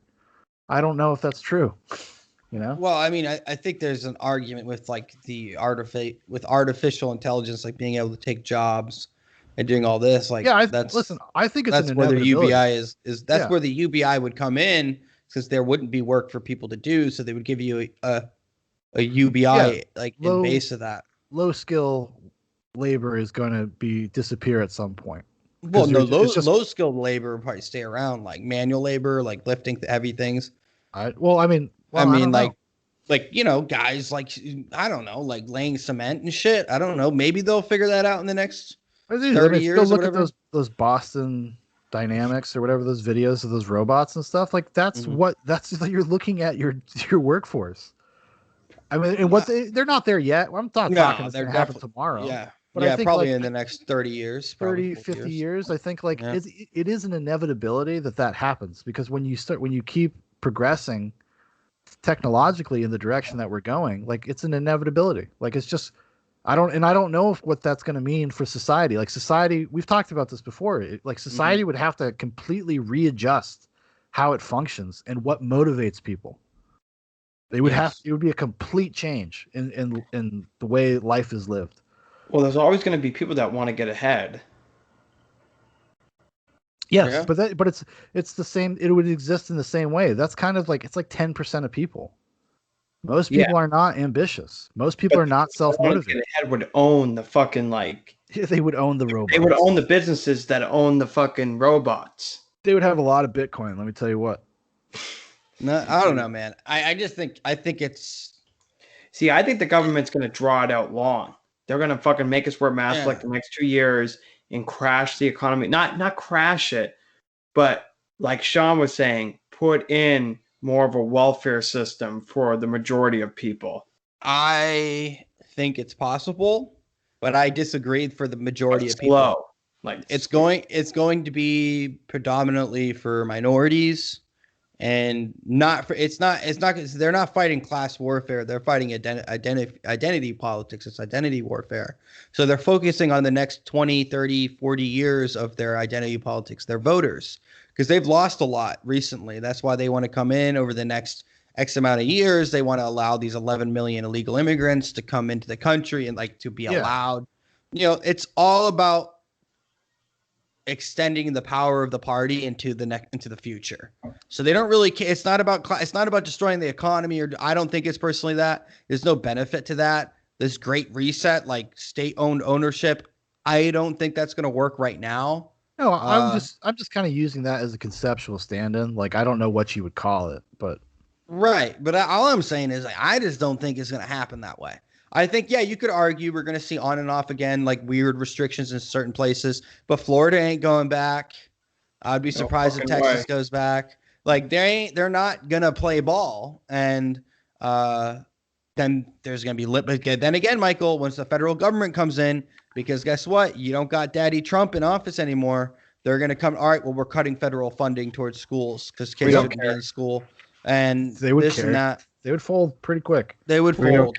You would be surprised. Yeah, we don't care. This is the same thing, but this is an example of that would be Obamacare. That's what they did with Obamacare for the states that didn't want to adopt it right away. They were like, okay, well, we're going to cut your federal funding. And then within a couple of years, they're like, okay. Because South Carolina was exempt from the penalty for like a couple of years. And then they folded. They ended up folding. Obamacare. That was. I don't know. Like it's still there. I think, Dan. I think you're right about this idea. It's about maintaining and growing their base and their power base. Like this is what. It. But there are so many negative negative consequences. Like the 11 million illegal immigrants. Look at what FDR did. Nearly destroyed America with his social welfare policies. I know. Well, like, and like, I'm going to tell you right now, this is all scare tactics from the right and from like the authoritarian right, like talking about the commune, like the Great Reset. Like, I don't know how true that is. But No, I don't. Like, that's. Yeah. Okay. I just don't know if it's true. I'm just saying, I think it's more scare tactics to get people motivated to do what they want so they can hold institutional power. That's probably, I think that's partially definitely true. That's definitely a factor. And when I say, to clarify to anybody that's listening, like when I say the Great Reset, like, that's just more of a stand-in because I don't know what I would call it. No, but it's just, I mean, there are people though, oftentimes there are a lot of people that are now in power positions that are like mentally deranged and do not think about practicality over like what they just want. When has the government ever thought in practicality? When have they ever thought practically? Yeah, when? I don't know, Dan. What do you mean? Give an example. They never have. Government is the whole point of a limited government is because they knew they're unreliable. Sure. Government never reacts in a practical way. That was the point of a limited scope of a federal government. There's gradations of practicality. Like there are people that just don't give a fuck about the bottom line, period. And then there are some people that are still like, okay, well, like we gotta like pump the brakes here and there. Like that is supposedly, allegedly, that is the function of conservatives. Like we have two parties. Yeah. We have conservatives. We have liberals. And the Conservative Party literally means to conserve. They're supposed to kind of be a stopgap. They're supposed to pump the brakes every once in a while. That's not generally what happens anymore because it's just like whatever the party in power wants, the party in power gets. Like the deficit, when the Republicans are in control, the deficit doesn't fucking matter. They don't care about the deficit all of a sudden. But then Joe Biden gets in, they're going to be like, oh, well, you know, I'm going to watch out. You know, we're going to watch the deficit all of a sudden. Well, with the filibuster being on chopping block, like you're going to see some interesting things happen, man. I don't know. Am I worried to the point that I just don't think Americans will give a shit. I just don't think Americans, they just will stop listening and they're just not going to do it. They just won't. Look at Florida, a whole state that said, fuck you. And they're pretty much, it's your choice. Wear a mask. It's a whole state. And like, you have to hope that the governors that took the more draconian measures and then it didn't actually matter. Governor Newsom is about to get recalled. They almost have the signatures. But there are tons of people. There are tons of people, dude, and I'm like, it shocks me all the time. Like, and it's because they're people. These are people that like work from home, and they're writers, and they're the people like YouTube people. They love Gavin Newsom. They think he's like, oh, he's the powerful leadership of Gavin Newsom. It's only the working class people. I've never heard a person like, dude. I've heard tons of people like Bosch. I'm not talking. No. Well, Vosh, I guess, would be one of them, but you got to think about he actually has a lot of influence on a lot of people for some bizarre reason, but he does. Somebody like what's his name? Oh my God, I can't remember his name. He's like a movie guy. He talks about movies and stuff. He's got a pretty sizable audience. He talks about that very positively. Like anybody in that circle kind of will speak positively about, and they live in California. They live in LA. They're not, you know. When your life isn't destroyed because of them. No, but that's what I'm saying. Like half the people on Twitter, right? Like all of the journalists and all those people are like, we need to shut down. This is like to save lives. It's like, yeah, because your life isn't being fucking systematically destroyed. But unfortunately, those are the people that have often the loudest voices. They have the biggest platforms, and the truth is hard pressed to get out there. And then you have, things like Twitter and Facebook literally censoring information about people trying to fight back. So then you feel isolated. You feel like you're the only one. Then you lose gumption, you lose courage because you don't understand that there's a large swaths of people out there that are like, fuck this. Like we need to take our country back. We need to open back up. But people don't even know that those people exist. And that's the insidious thing about how like the media completely fucking fails people. Like this is their job. This is what they're supposed to be doing, is letting you know what is going on, and they don't do it. And now they work in concert with the fucking social media companies to literally hide things from you, hide reality from you. It's like, it's really fucked up. And this is the biggest, I think, like the biggest gambit they've ever had in recent history, where like they're really trying to obscure things and really make people feel isolated. And it's really weird. And like I said, I don't know what the future holds. And I hope, like what Dan says, I hope that people kind of just fight back and just say fuck it, because you're gonna have to at some point out of desperation. They already are. I'm just saying they are. They already are. But we're very online people. That's why we know about it. It's not even about online or not, Sean. I see it every day. No, what I'm saying is we are very online in the sense of we understand that there are people in California doing it. We understand there's people in New York doing it. But the stories, how are those not national, like big stories? That like they are. Okay, some of them are. Are they? I mean, Tucker Carlson had the Atlas Gym guy on there who's got that's one guy. Did you see what that's that? What do you mean? No, that's what huge. I'm saying. No, aren't like 50 restaurants suing the governor? 50,000. 50,000. Oh 50,000. I heard. Okay, maybe that's wrong. I don't know. 500. I don't know. 5,000. Well, no, I'm telling you, dude. What you have to be thankful that this happened. You have to be thankful that there is an opportunity to test our system. This is an opportunity to test our judicial system. Because see if they're biased, how biased they are. Well, we know they're biased, but there's going to be a lot of cases that are already going up to the Supreme Court. Like they're going to be going up in the next year or two. What they've done is illegal. It will be unconstitutional. They'll never be able to do it again. Hopefully. Listen, I don't know. I'm going to tell you right now, they come for my guns. They want to do those weird things. Like that's where I'll have an issue. Like some states I think Florida is one of them. Florida I think is going to declare themselves a Second Amendment sanctuary. So like no gun laws, basically. Wow. Perfect. Love it. So like that's what I know. There was a few states that did it. Listen, I listened to a guy had some really good points about the gun thing. And here's what he said. More kids die from drowning in a pool than they do of gunshots. Yeah. More kids get like kidnapped than they do of gunshots. For sure. But you don't hear anything about that. All you ever hear about is guns being bad. Well, Mike, you have to feed the adrenochrome. We have to get the adrenochrome. Yeah, you think like Joe Biden's just walking around without adrenochrome? I know, but like think about that children. Pool thing. More kids are dying from drowning in a pool. Yeah, because they get left unattended and they hit their head and they fall in. Boom, the kid. And that's the reality. And a lot of the times when children die, let's say accidental death, not murder, it's because the parents forgot to store their weapons properly. Like they didn't store them properly. So there is some storage issues you could argue about as far as how storage goes. Maybe everyone should have to have a gun safe or something. Maybe like we could argue about gun safety, stuff like that. But curtailing people what about from owning weapons?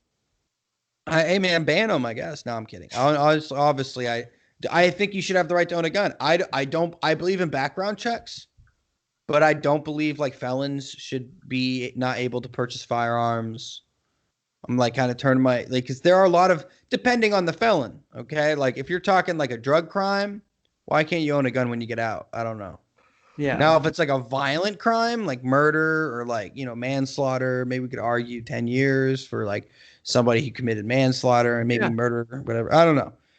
But a lot of this shit, because like the biggest thing that pisses me off about our government is you have people that need help, right? And like COVID, like that's really why I don't really think like our economy was that bad.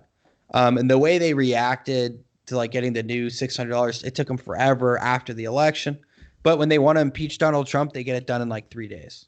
Like they get everything together to get it done, like 2,000 pages. I mean, it's the same thing. Like and if they want something, or if they need to find money somewhere, they find it. They don't care. That's what I mean. Like the deficit. They don't really give a shit. Not really. It's just whatever suits them at the time. I mean, like I can't even imagine that people not in a fucking revolt at like people like Nancy Pelosi and Chuck Schumer who played political football. Well, and I'm not even talking about the $600 checks. I'm talking about like the small business loans, all that kind of stuff that businesses needed to kind of maintain and get them through the next few months. That was also part of the relief package. Like they were just open. They fucking held that shit hostage. Well, I know, but they might need capital to restart. Like I don't know. Some people are probably deep in the red. If the government does have a responsibility because they're the ones that caused it, they're the ones that did it. So I think even like on a constitutional basis, if I'm not mistaken, they're actually obliged to do something. if I'm not mistaken. But I mean, I don't see how they're going to ever argue about, oh, it's so frustrating. Like, oh, you can't go to church, you can't do this, you can't do that. You know, like I think they overstepped their bounds. I think they went too hard in the paint. With this new administration, yeah, I might argue that, but we don't know. We don't know what the fuck is going to happen. Maybe Joe Biden will be good for America. I have no fucking clue. Equity Biden. He's already talking about. He's like, yeah, we're going to have equitable release of the vaccine, which is that kind of pernicious talking point. Goes against the Civil Rights Act. Yeah. Yeah, it's insane. It's crazy. It's pretty fucking nuts, dude. But don't worry. I mean, Stephen Colbert is pretty happy. Jimmy Kimmel's pretty happy. Oh my god, dude! Like they're stoked. So they're stoked. Oh, it's King, baby. Did you guys hear about the guy that, or the group of people that, what are they called? They're like the board of medical directors, and they basically voted that like essential workers should get the vaccine over elderly people. Yeah, there was most places have done that. It's only now elderly people are now part of the rotation. I think there was some guy that died recently, and they gave it to prisoners. They gave it to prisoners first. But the reason was the reason was the guy's reasoning behind it was because more essential workers are minorities. Yes, it's not because of which I don't know if that's true or not, because I mean that's like most working class or low income people in the country, which is like 150 200 million or whatever. Work as essential workers, grocery stores, retail places. I mean, there's an argument to be made like, hey, man, you got to get those people vaccinated so that we can open the economy back up. It's like their priority. You want to open these places back up? Everybody's got to get the vaccine first. But then they say, oh, okay, you get the vaccine. But guess what? You still got to wear a mask, and you can also still spread it. So, sorry, you're actually going to just have to keep doing what you're doing now, even though you're vaccinated. It's fucking crazy. Like, I don't know. Like, the messaging is so mixed up. The story changes constantly with, like, the reaction and what the vaccine does and doesn't do, because they don't fucking know. Because this was Operation Warp Speed, baby. We are in human clinical trials as we speak. Yeah. Yeah. I mean did your wife get it? Yeah, Sarah got the first dose. Oh, she got vaccinated. She got the first dose, yeah, and the second one in February. So did our mother. Shit. Yeah. She said she felt a little she was like slightly off, like sick for like a Did they have to get it for work? Yeah. Well, they could get it. They didn't force them to get it. They were just given the opportunity to get it if they wanted to. Oh, shit. I can't believe she got that. She's been microchipped, dude. Microchips. Oh, fuck. Microchips, everybody. Watch out. Oh, shit. I mean, I don't know, dude. Like, Bill Gates is the largest landowner or farmland in the United States now. If you didn't know, we're gonna be working on Bill Gates' farm, dude. You like those yellow deli people? They send people to the farm. Like, oh, where's everybody? Oh, they're working on the farm. That's how Bill Gates. You're gonna roll up to Bill Gates' house. Like, well, where is everybody, Bill? They're working on the farm. Don't worry. They're safe. Harvesting microchips, but a farm to him is literally just like being in a factory making microchips. Probably. Like, you know how they'd have all these pictures of people picking cotton and like, cutting chaff wheat and shit like that from back in the old days? It's like that, but with microchips. I mean, hey, man, listen, I think America will be fine. And we should get Bill Gates to just make him our king. Elon Musk is his vice king, maybe. Just my vice king, the prince. And then he will, Macbetham take over and we'll be good.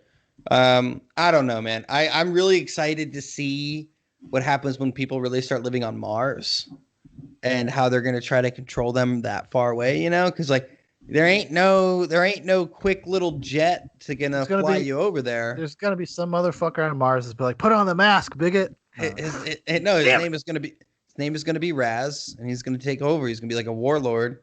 Yeah, and it's gonna be great. And this is a big, for Raz, the warlord of Mars. This is a big like sacrifice for him because he's trying to develop some apps. or something. I was watching that guy, the Raz from the autonomous zone or whatever that was in Seattle over the summer. That's what he said. I listened to his interview with Hotep Jesus. Interviewed him. He's like in a car. Yeah. And he's like, man, yeah. He's like, somebody had to step up. He's like, I was busy, man, with my rap game and fucking. There's my SoundCloud, and I was developing apps. So I was like, okay, okay, Raz. Hey, man, did you not see like there was text messages that were leaked from the chief of police? Like supposedly, I don't know how true this is. Basically, like working in coordination with Raz, like sending him like updates, like, hey, like you can get in through this door, you can do this, like. Really? Like weird shit like that. Yeah, yeah. Supposedly. I don't know how the psyops don't end, dude. They don't end. Okay? Wow. That's crazy if that's true. I mean, not everything can be a psyop though. Not everything can literally everything is a psyop, whether like so do you really believe that there are enough people, enough fumbling morons that are just like you or me, probably not much more intelligent than us, that are just making this magnificent plan to... No, I don't think you don't need most people to know what it is. You just need people that will go along, gullible, desperate, whatever you want to call it. You don't. Yeah, but how many, you don't need that many people does it take to do like a coordinated like psychological operation? Do you think? I don't know. Edward Snowden. Edward Snowden. What do you mean? Edward Snowden. He was, the main proponent of psyop warfare. Like they use all his stuff. He is the psyop. He could be a psyop himself. Donald Trump was a psyop. Q is the truth. No, I think it doesn't take that many people. You just need I don't know. It depends on what you're trying to do, I guess, man. I guess it would be kind of a floating number. I'm going to say 10. No, because like I 10 think to 100 people. I think you're right that there's enough people that will get pushed around and they just do what they're told. Like there's definitely if this Q phenomenon, right? Like that shows you. I mean, that was a lot of people, and a lot of people that you would think would know better, that have like lived real lives. We're talking doctors, police officers, service members, like people in the military. Like they went. I mean, well, although most people I talked to in the military throughout my life, I'm not saying anybody specifically, you generally are pretty susceptible to conspiracy stuff. They're really into that stuff. At least from from the people I have spoken to, and I'm not saying I think, but. Well, I think it's just because you see the bullshit. You know how much bullshit is. Like the bureaucracy. And you see it's not even the bureaucracy. You're like, man, they say military grade. We know what fucking military. That's shitty. Like, it's so bad. Like, and everything that's why 9/11 was an inside job. Yeah, exactly. They go from that. They go from a box of pens costing $100 to 9/11 inside job pretty quick. Well, I mean, it's not even just the cost of things, but then it's... But anyways, the point I'm making is I think it should show you that like people are pretty suggestible, like especially when it comes from something that they feel like is an authority. Well, it's not even authority, like an authority necessarily. It's especially people from like the military that work for government, especially, is they're used to compartmentalization. Like they understand that like if Q was a real person, there's like, oh, he can't tell us everything. Because he'll like it just makes sense to them. Yeah, you fill in the gaps yourself. Like that's what most cults, most conspiracies, most things like that are like. It's all about asking questions, suggestive questions. Like, why would they do this? What do you think? And then you're like, oh my God, they're building the prison camp right in front of the Capitol. They're gonna arrest everybody on Inauguration Day. I mean, that shit went on until the last moment. No, dude, it's still happening now. Oh, now they think that Biden is the inside guy now. Like he's like, oh, Trump was just part of it. Well, they've split off, dude. Now, like, there's some people think like it's all like they're actually under arrest, but they have to do this for like optics. And then there's another group of people that are just like, no, dude, listen, Biden was the plan. Yeah.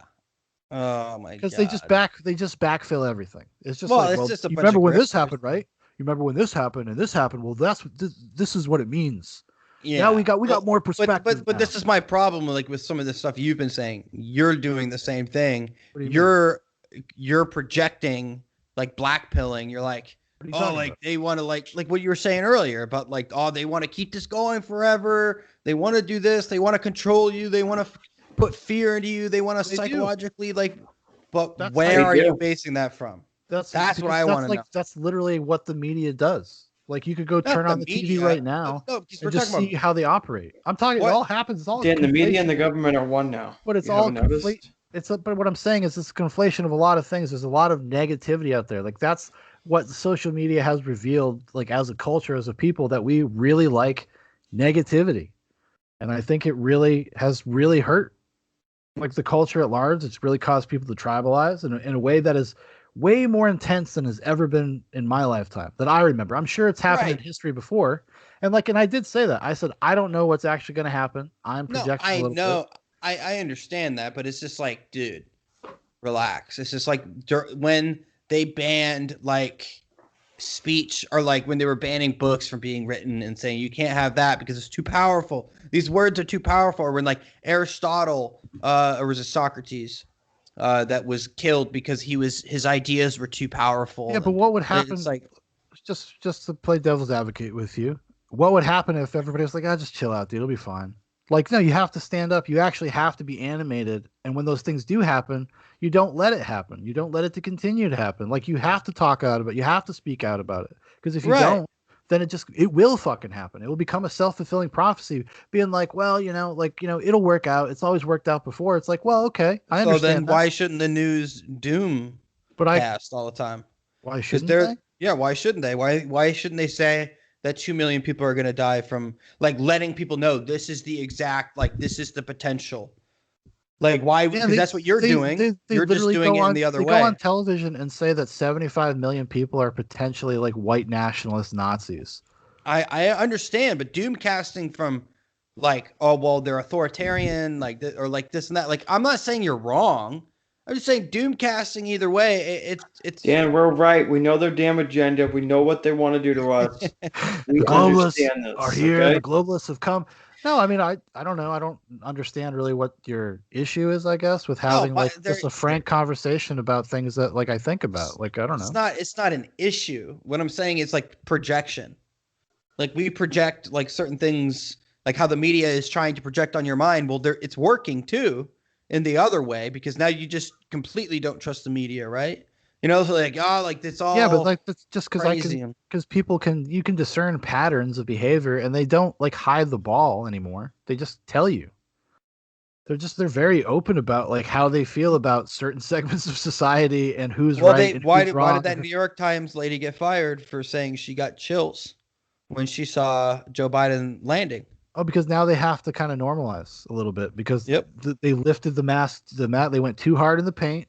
People have reacted very negatively to it, and then they saw the polling. They saw what was coming out. Why did she get fired? Because she said like she got chills when Joe Biden's plane landed because it's like a new era or whatever.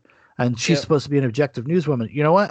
Hopefully they correct a little bit. Hopefully they even there are ripples out there. They fired her for that? Because she's not supposed to. But like if Donald Trump, what do you mean? They've been shitting on Trump for years. Yeah, openly being ideologically open about where they stand on things. Like you'll go to New York Times, like writer or whatever or journalist on Twitter will be like never Trumper. Like that's what it will say like in their bio, and you're like, what the fuck, man? And this chick posts a photo of Biden landing, saying this has given me chills or whatever. Like chills, like but I can't believe this. I think kind of like, oh wow, this is so cool. But I do think there was an accompanying tweet to that where she claimed that the president did not allow Joe Biden to use Air Force One, but was really Joe Biden chose to take a private plane. That was, I think, might have been part of, unless I'm thinking of two separate things. But maybe I think it was like part of a tweet thread she made or something. I guess a lot of journalists were shitting on her. I hope that like people wake up and are a little bit more forceful, but it doesn't seem like it's going to be any different. It's only been a couple days. Like, who can say? It's never been different. It's Joe Biden, or not Joe Biden. Trump was the actual he exposed the hypocrisy. Well, when they couldn't have control over the narrative, when they couldn't have control over how like things come out from the government, they can't control the story.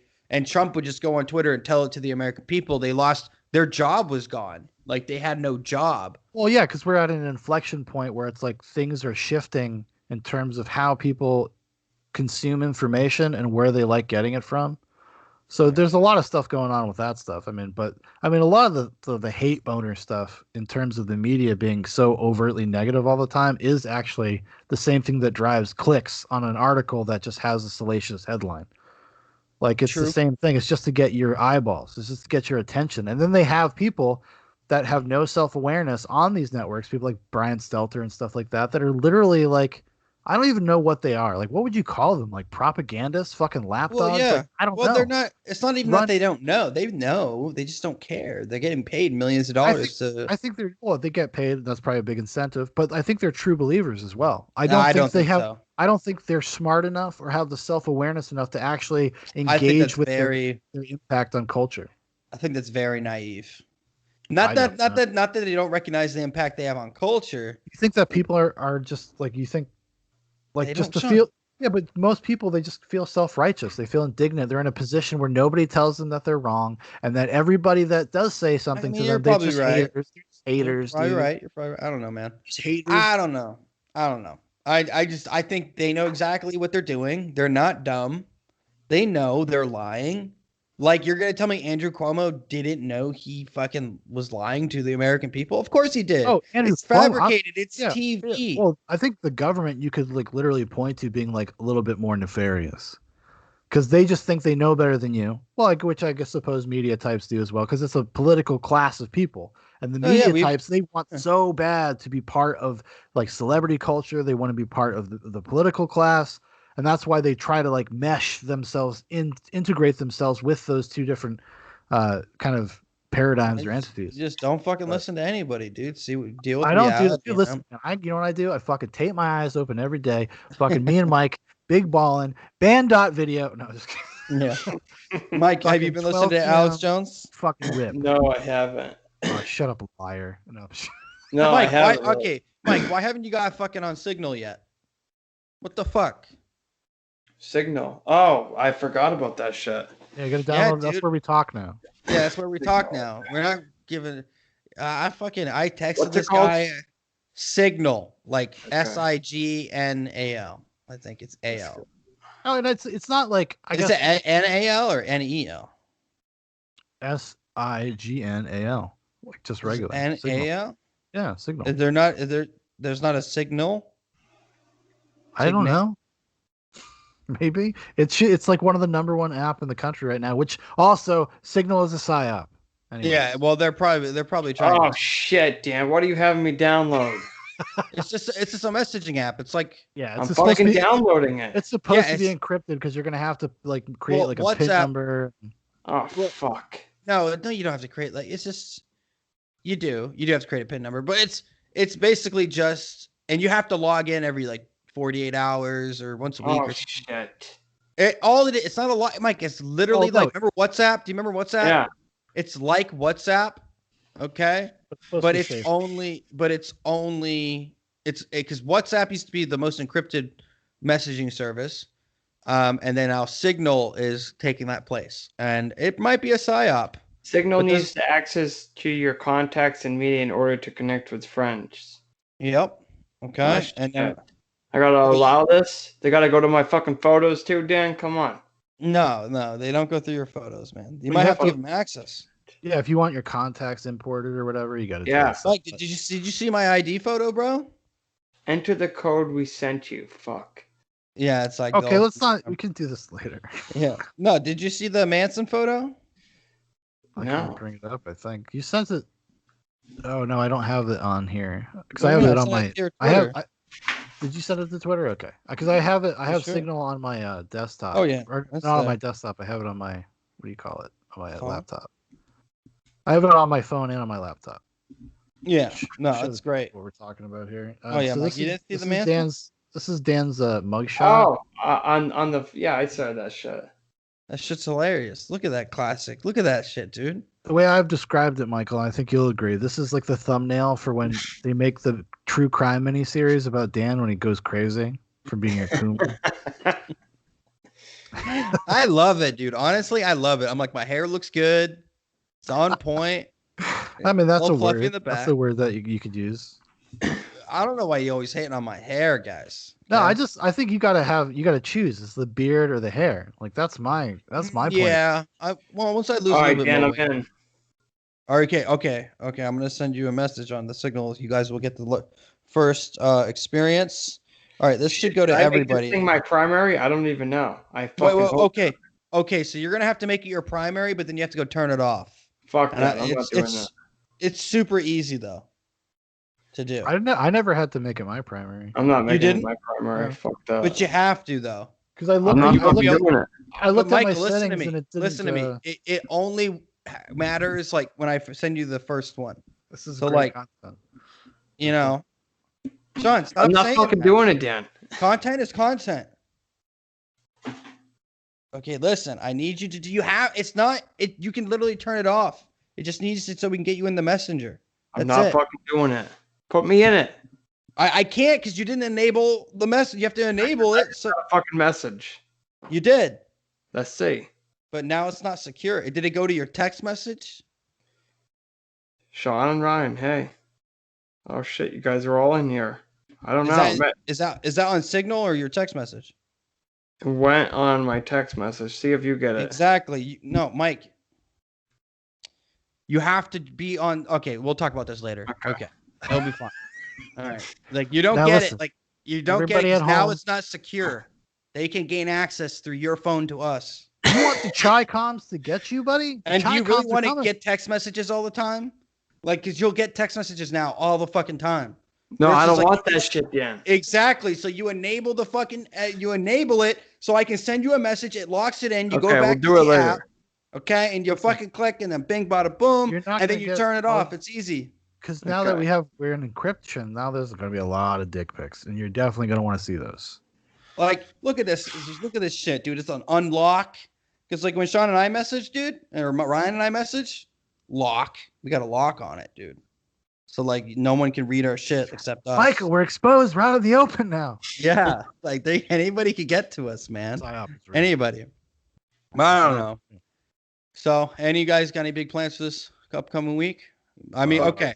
Well, Before it's we Conor go- McGregor week. Conor McGregor this Saturday. Like the fucking Super Bowl, dude. Dude, it's big. So, who do you got? Sean, I got Conor. I'm not. I don't bet against. you think Conor is gonna whip his ass? What round? I told you, second round. Second round. Okay. Okay. NFC Championship, AFC Championship this weekend. Who you going for NFC Championship? Who you got? Well, I have a problem with. Okay, Patrick Mahomes got knocked out last week, right? Like Well, literally got knocked out. No, that's Yeah, not. That's he got not. knocked out. He was up. His eyes were in the back. He's got Well, knocked yeah, out but like a fucking I UFC fighter. Well, they figured it was actually a pinched nerve in his neck, but Okay, well that's what they're fucking saying. Yeah, But here's my problem with this shit. You get knocked out on the NFL field. If you get knocked out in a fight, you can't fight for 90 days. How the fuck can you play football in a week later?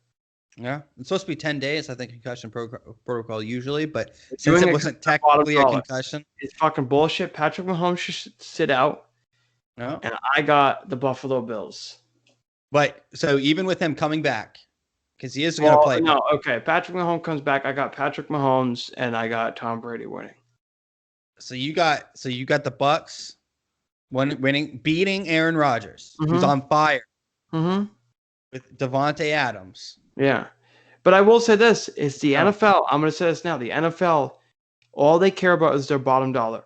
Because, Dan, if that was some other player, they would never allow that player to play that soon. Never. In 1 week, after you get knocked out, in 1 week, you would never be allowed to play. No, it's usually 10 days, right? Isn't it like Even if 10 it's days? 10 days. If you get knocked the fuck out, you should not be going back into contact for at least 90 days.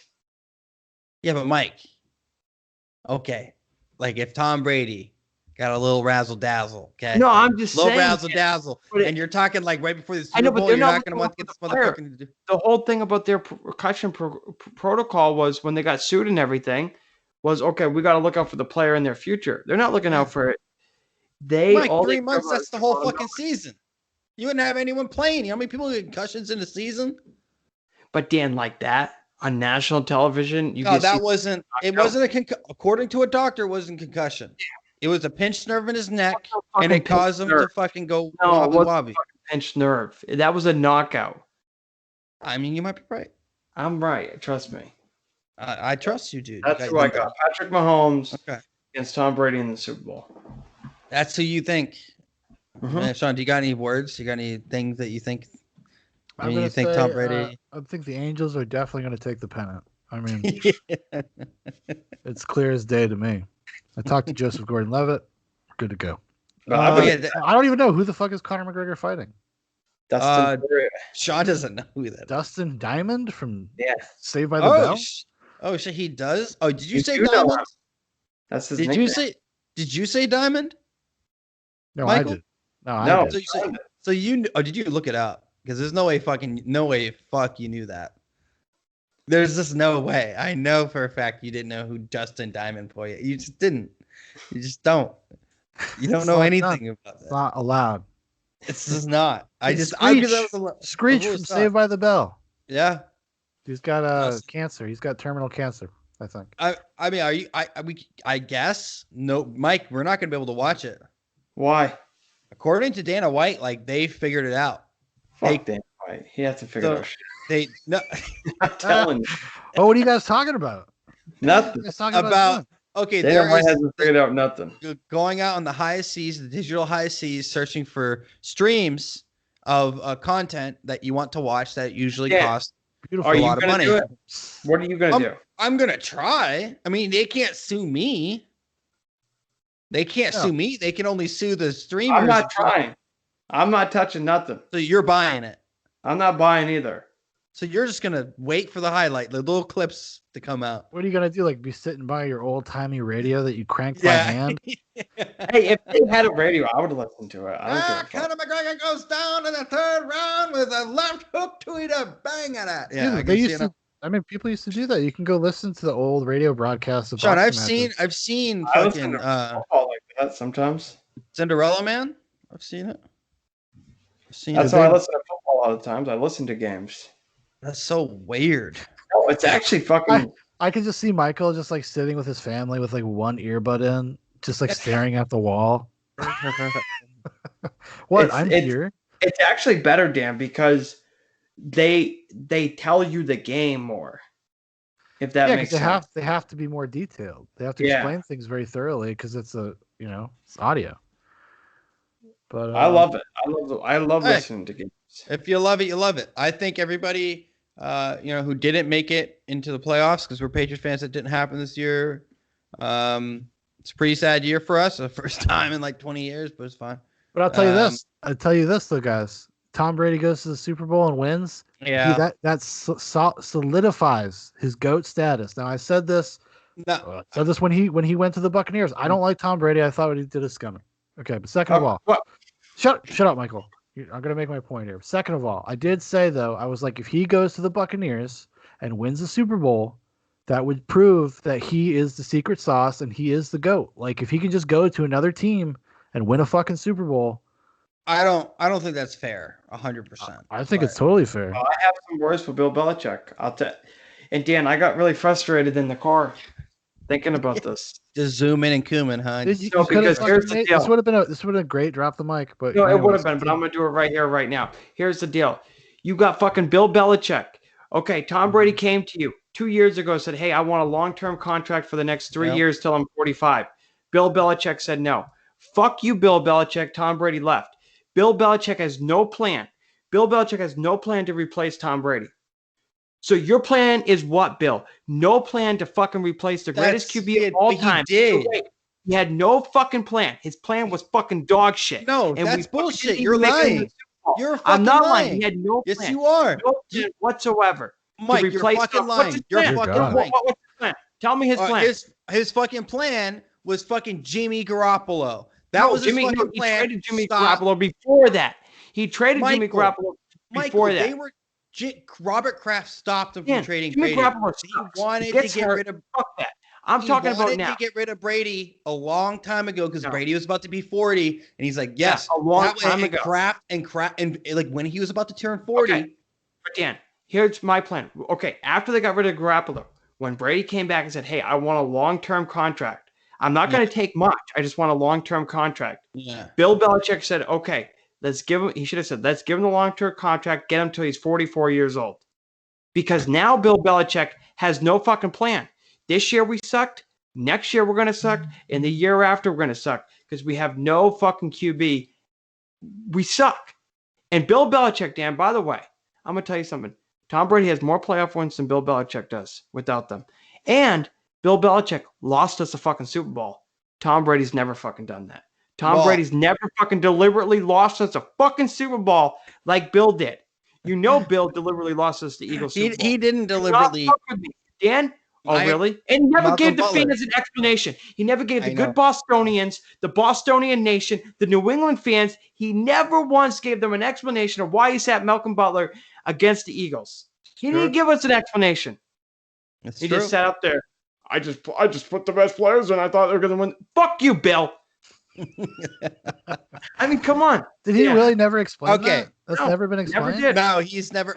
There is a rumor that he kind of like cussed out Bill, or there was some like that's what there was some like shit going on. This has been confirmed by Bill. I thought it was a training. He didn't show up for training once or something. I that's thought it was confirmed. There was also some like speculations of weed. There was all speculations. No one really knows. Bill's wife.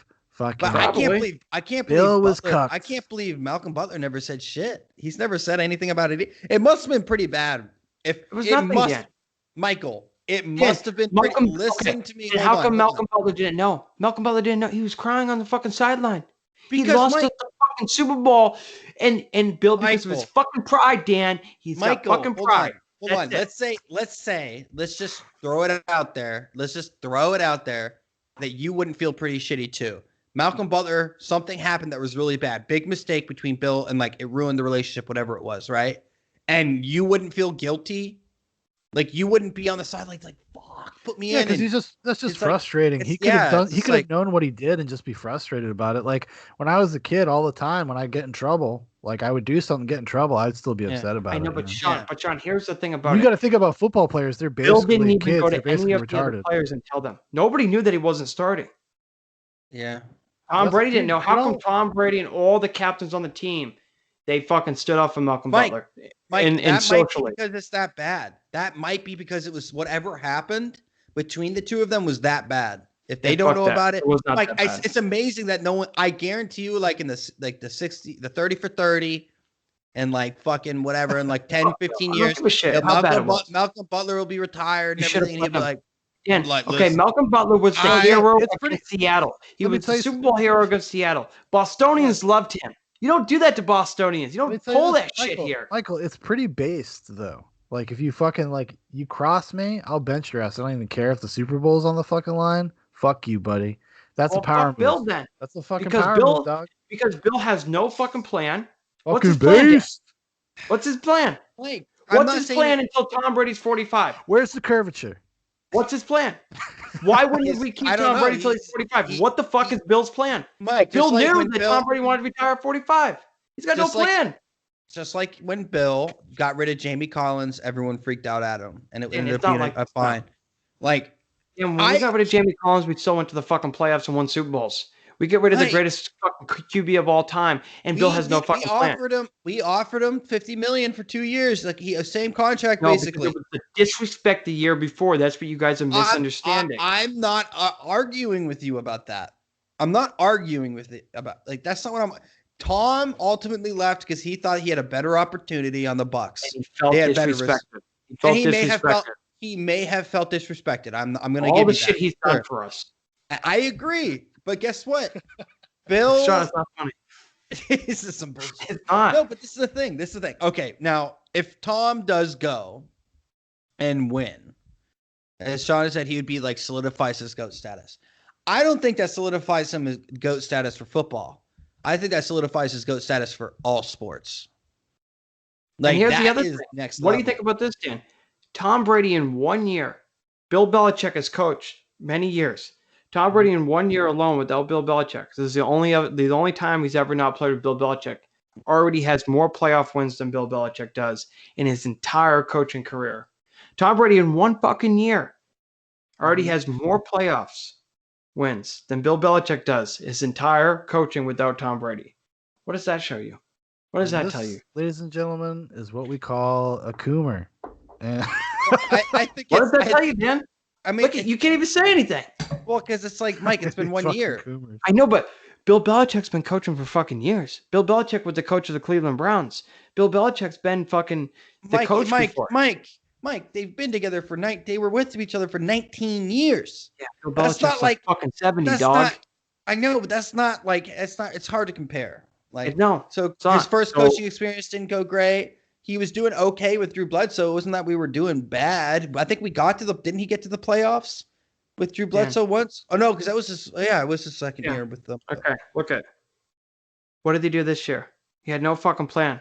Mike, you're right. He didn't have a plan because COVID came in and fucked up his plan. Well, okay, even if COVID didn't come in, what the fuck was his plan? I don't know. Have a good defense. Have Cam Newton be pretty decent. Yeah, he didn't know Cam Newton was going to be available. That just fell on his lap. Yeah, that's great. And if COVID never came in, other teams would have interviewed Cam Newton. People couldn't interview Cam Newton because they wanted to see if he was still injured or not. That's true. Hey, man, listen. Cam's out.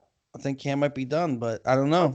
Now we have no fucking QB. We're just going to suck again.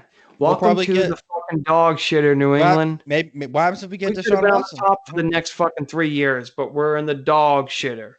The dog shitter. That should be a fucking shirt. That's where we are. We're not going to be relevant for the next 3 years. Why? Tom Brady's down at Tampa next year, fucking winning another Super Bowl. He's going to win a Super Bowl this year and next year. No way. We could have had 2 more fucking Super Bowls. I don't. We didn't have the team. There's a fucking Bill. So that's 3 Super Bowls Bills fucked me out of. Me personally, Mike. Okay, so I don't want to hear it, Dan. It's fucked up. Hey, I mean, Mike, but you're a fair weather fan, though. What do you mean? Like you're a fair weather. You're a summer patriot. You're a summer soldier. What the fuck does that mean? It means like when things are going good, you're talking everybody up, and then when things go bad, you're like fuck all these people. No, I'm just saying that we should have kept Brady. That's all I'm saying. Or we should have had a plan. Mike, there might have been a plan. I don't know, but things got fucked up, or things didn't work out, or whatever. But I think the main reason Brady left is disrespect. Sure, you could argue that, but I think it's because they weren't willing to go after the big weapons. But just a year before, Brady was willing to sign a 3-year contract. We would have had him for the next 3 years. I understand, and I guarantee he's like, thank fucking God I didn't. I guarantee you right now he's in fucking Florida chilling. Everything's open. They got fans in the stadium. They're having fun. And I guarantee he's got Gronk back. He's happy.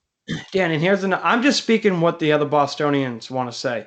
Another thing is this.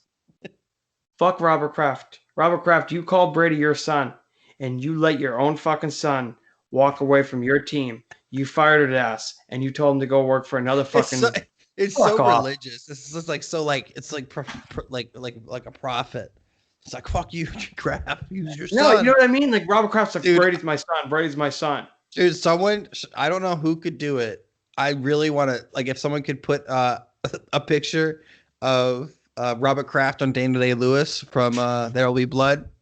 He's like, I have abandoned my child. I have abandoned my little boy. He did.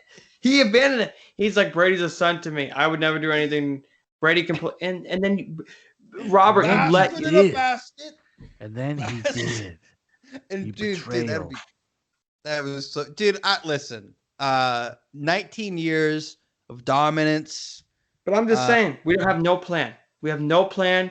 And Brady's not going to be tired till he's 45. Maybe. I don't think Bill Belichick really thought he was going to leave. Maybe that was like, he's like, there's no fucking way. Tom's always worked with us. He's always like, took good deals. And yeah, we'll give him his last couple year contract. I think that's exactly what it was. And when Tom came up there, he's like, I'm out. I'm going to Tampa.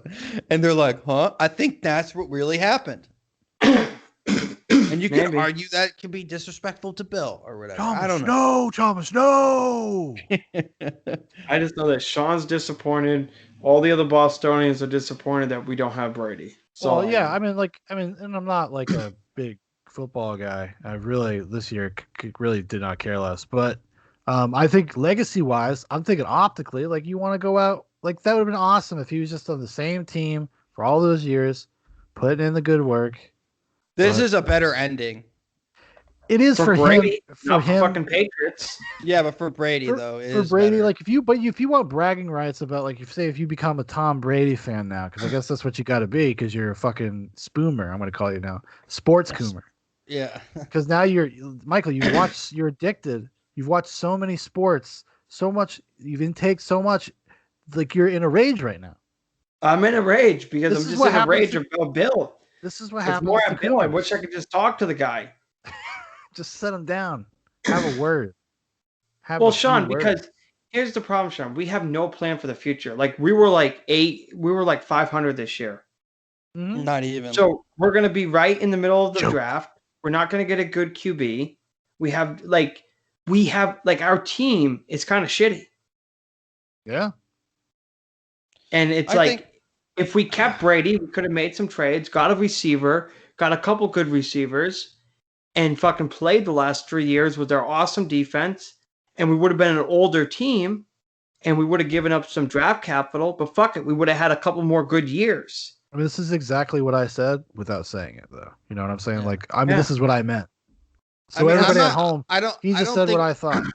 I don't think it's you're not wise in what you're stating. I think that probably would have happened, but man, it didn't. That's the Disney movie, guys. Like this is Brady fucked up his Disney movie. He didn't. Because you can hit this movie and be like, listen, this is how it's gonna go. It could have been called The Patriots. Now it's gonna have to be called Brady, and who cares?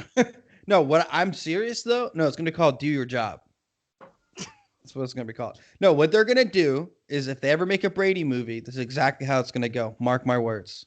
They're gonna do like a 5-minute little intro of like his history, like college, like always being like, "Oh, you're nothing, you're not good enough," blah blah blah. Maybe like a 5-minute training montage of him getting better, staying up late, and then it's gonna cut. Like he's gonna win his first Super Bowl. Then it's gonna cut to his him leaving the Patriots and it's like his final year. It's just 2 hours of him he's gonna win a Super Bowl, kissing his son, fucking his wife. Not enough people are upset at Bill Belichick because they think he's a damn god. And Michael. I'm sorry, but Brady's never lost me a Super Bowl. Bill Belichick has. Brady has. If you want to argue, when has Brady ever literally lost us a Super Bowl? Name one Super Bowl that it was literally Brady's fault that we lost the Super Bowl. I'm gonna say Super Bowl 7. No, none. I don't know. You could argue for. I don't know.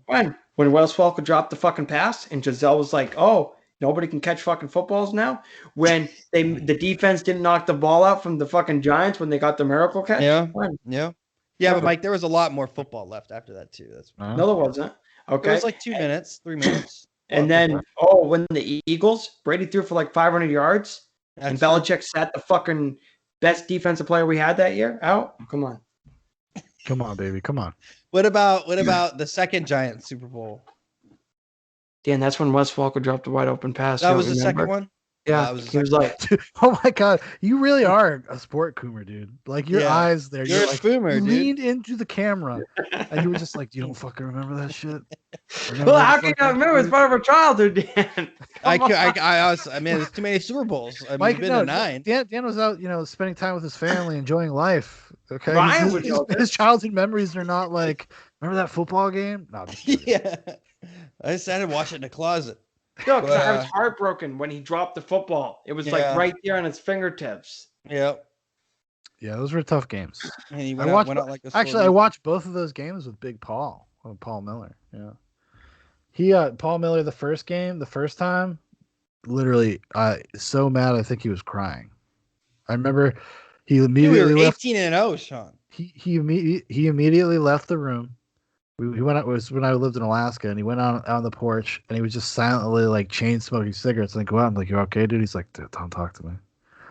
Don't talk to me." It's hard when you're that invested, I will say. Do you know what's crazy? Just a little breaking news before we leave. Gab's Twitter account just got canceled by Twitter. Got suspended or actually nuked? I don't know. It's just there's nothing on. There are no tweets, no replies, no media. Who's that? It's kind of like another Twitter. It's more super Christian guy owns it. It's very based on just the I don't know. Freedom of speech. Freedom of speech. Yeah. But anyway, well, I mean, next week, make sure to come back. We'll have fun. Like I said, Mondays we'll be doing nightcap. Sean will be doing his movie reviews, and then we'll do Wednesday. We have the Zoobox Live. Zoobox Live, yeah. And then Friday we record, and then we'll be released within the next a day or two after. Yes, usually. Well, it'll be up. I'll probably put it up tonight. But yeah. So from now on, if you're listening to this, maybe I'll do a little separate video. We're not going to live stream the regular Zoobox. We're just gonna, honestly, Dan Prophet. He's too intense in the chat. He's always he's just too much heat. Yeah. Too much heat. I think it's just ultimately it's just distracting when we're trying to have it was just distracting. Yeah. There's too many people. There's too many people here, and we're trying to have a conversation between the 3 or 4 of us. So yeah. I think it's just better that honestly this went better than it has in a couple weeks. So yeah. Anyways, all right. Thank you for listening, everybody. You've been listening to Zoobox, a podcast about nonsense, much of which you have just heard. Check out the links in the description for Facebook, Instagram, Twitter, all that good stuff. Remember to go like us, follow us on Facebook. That's a good place for some fun memeing. We do memes. All the links for the videos go there. So if you want to keep up to date, you want to be like, when's that new Zoobox coming out? Make sure you hit that notification bell. Like the Facebook page. Help us out. Share this with your friends. I know you don't have any, but you could try. Maybe you can make friends. Maybe you share this video, you share this podcast with people, and you make friends. And then we can all go to the Yellow Deli together and get our lives together. Maybe. All right, everybody. Until next week.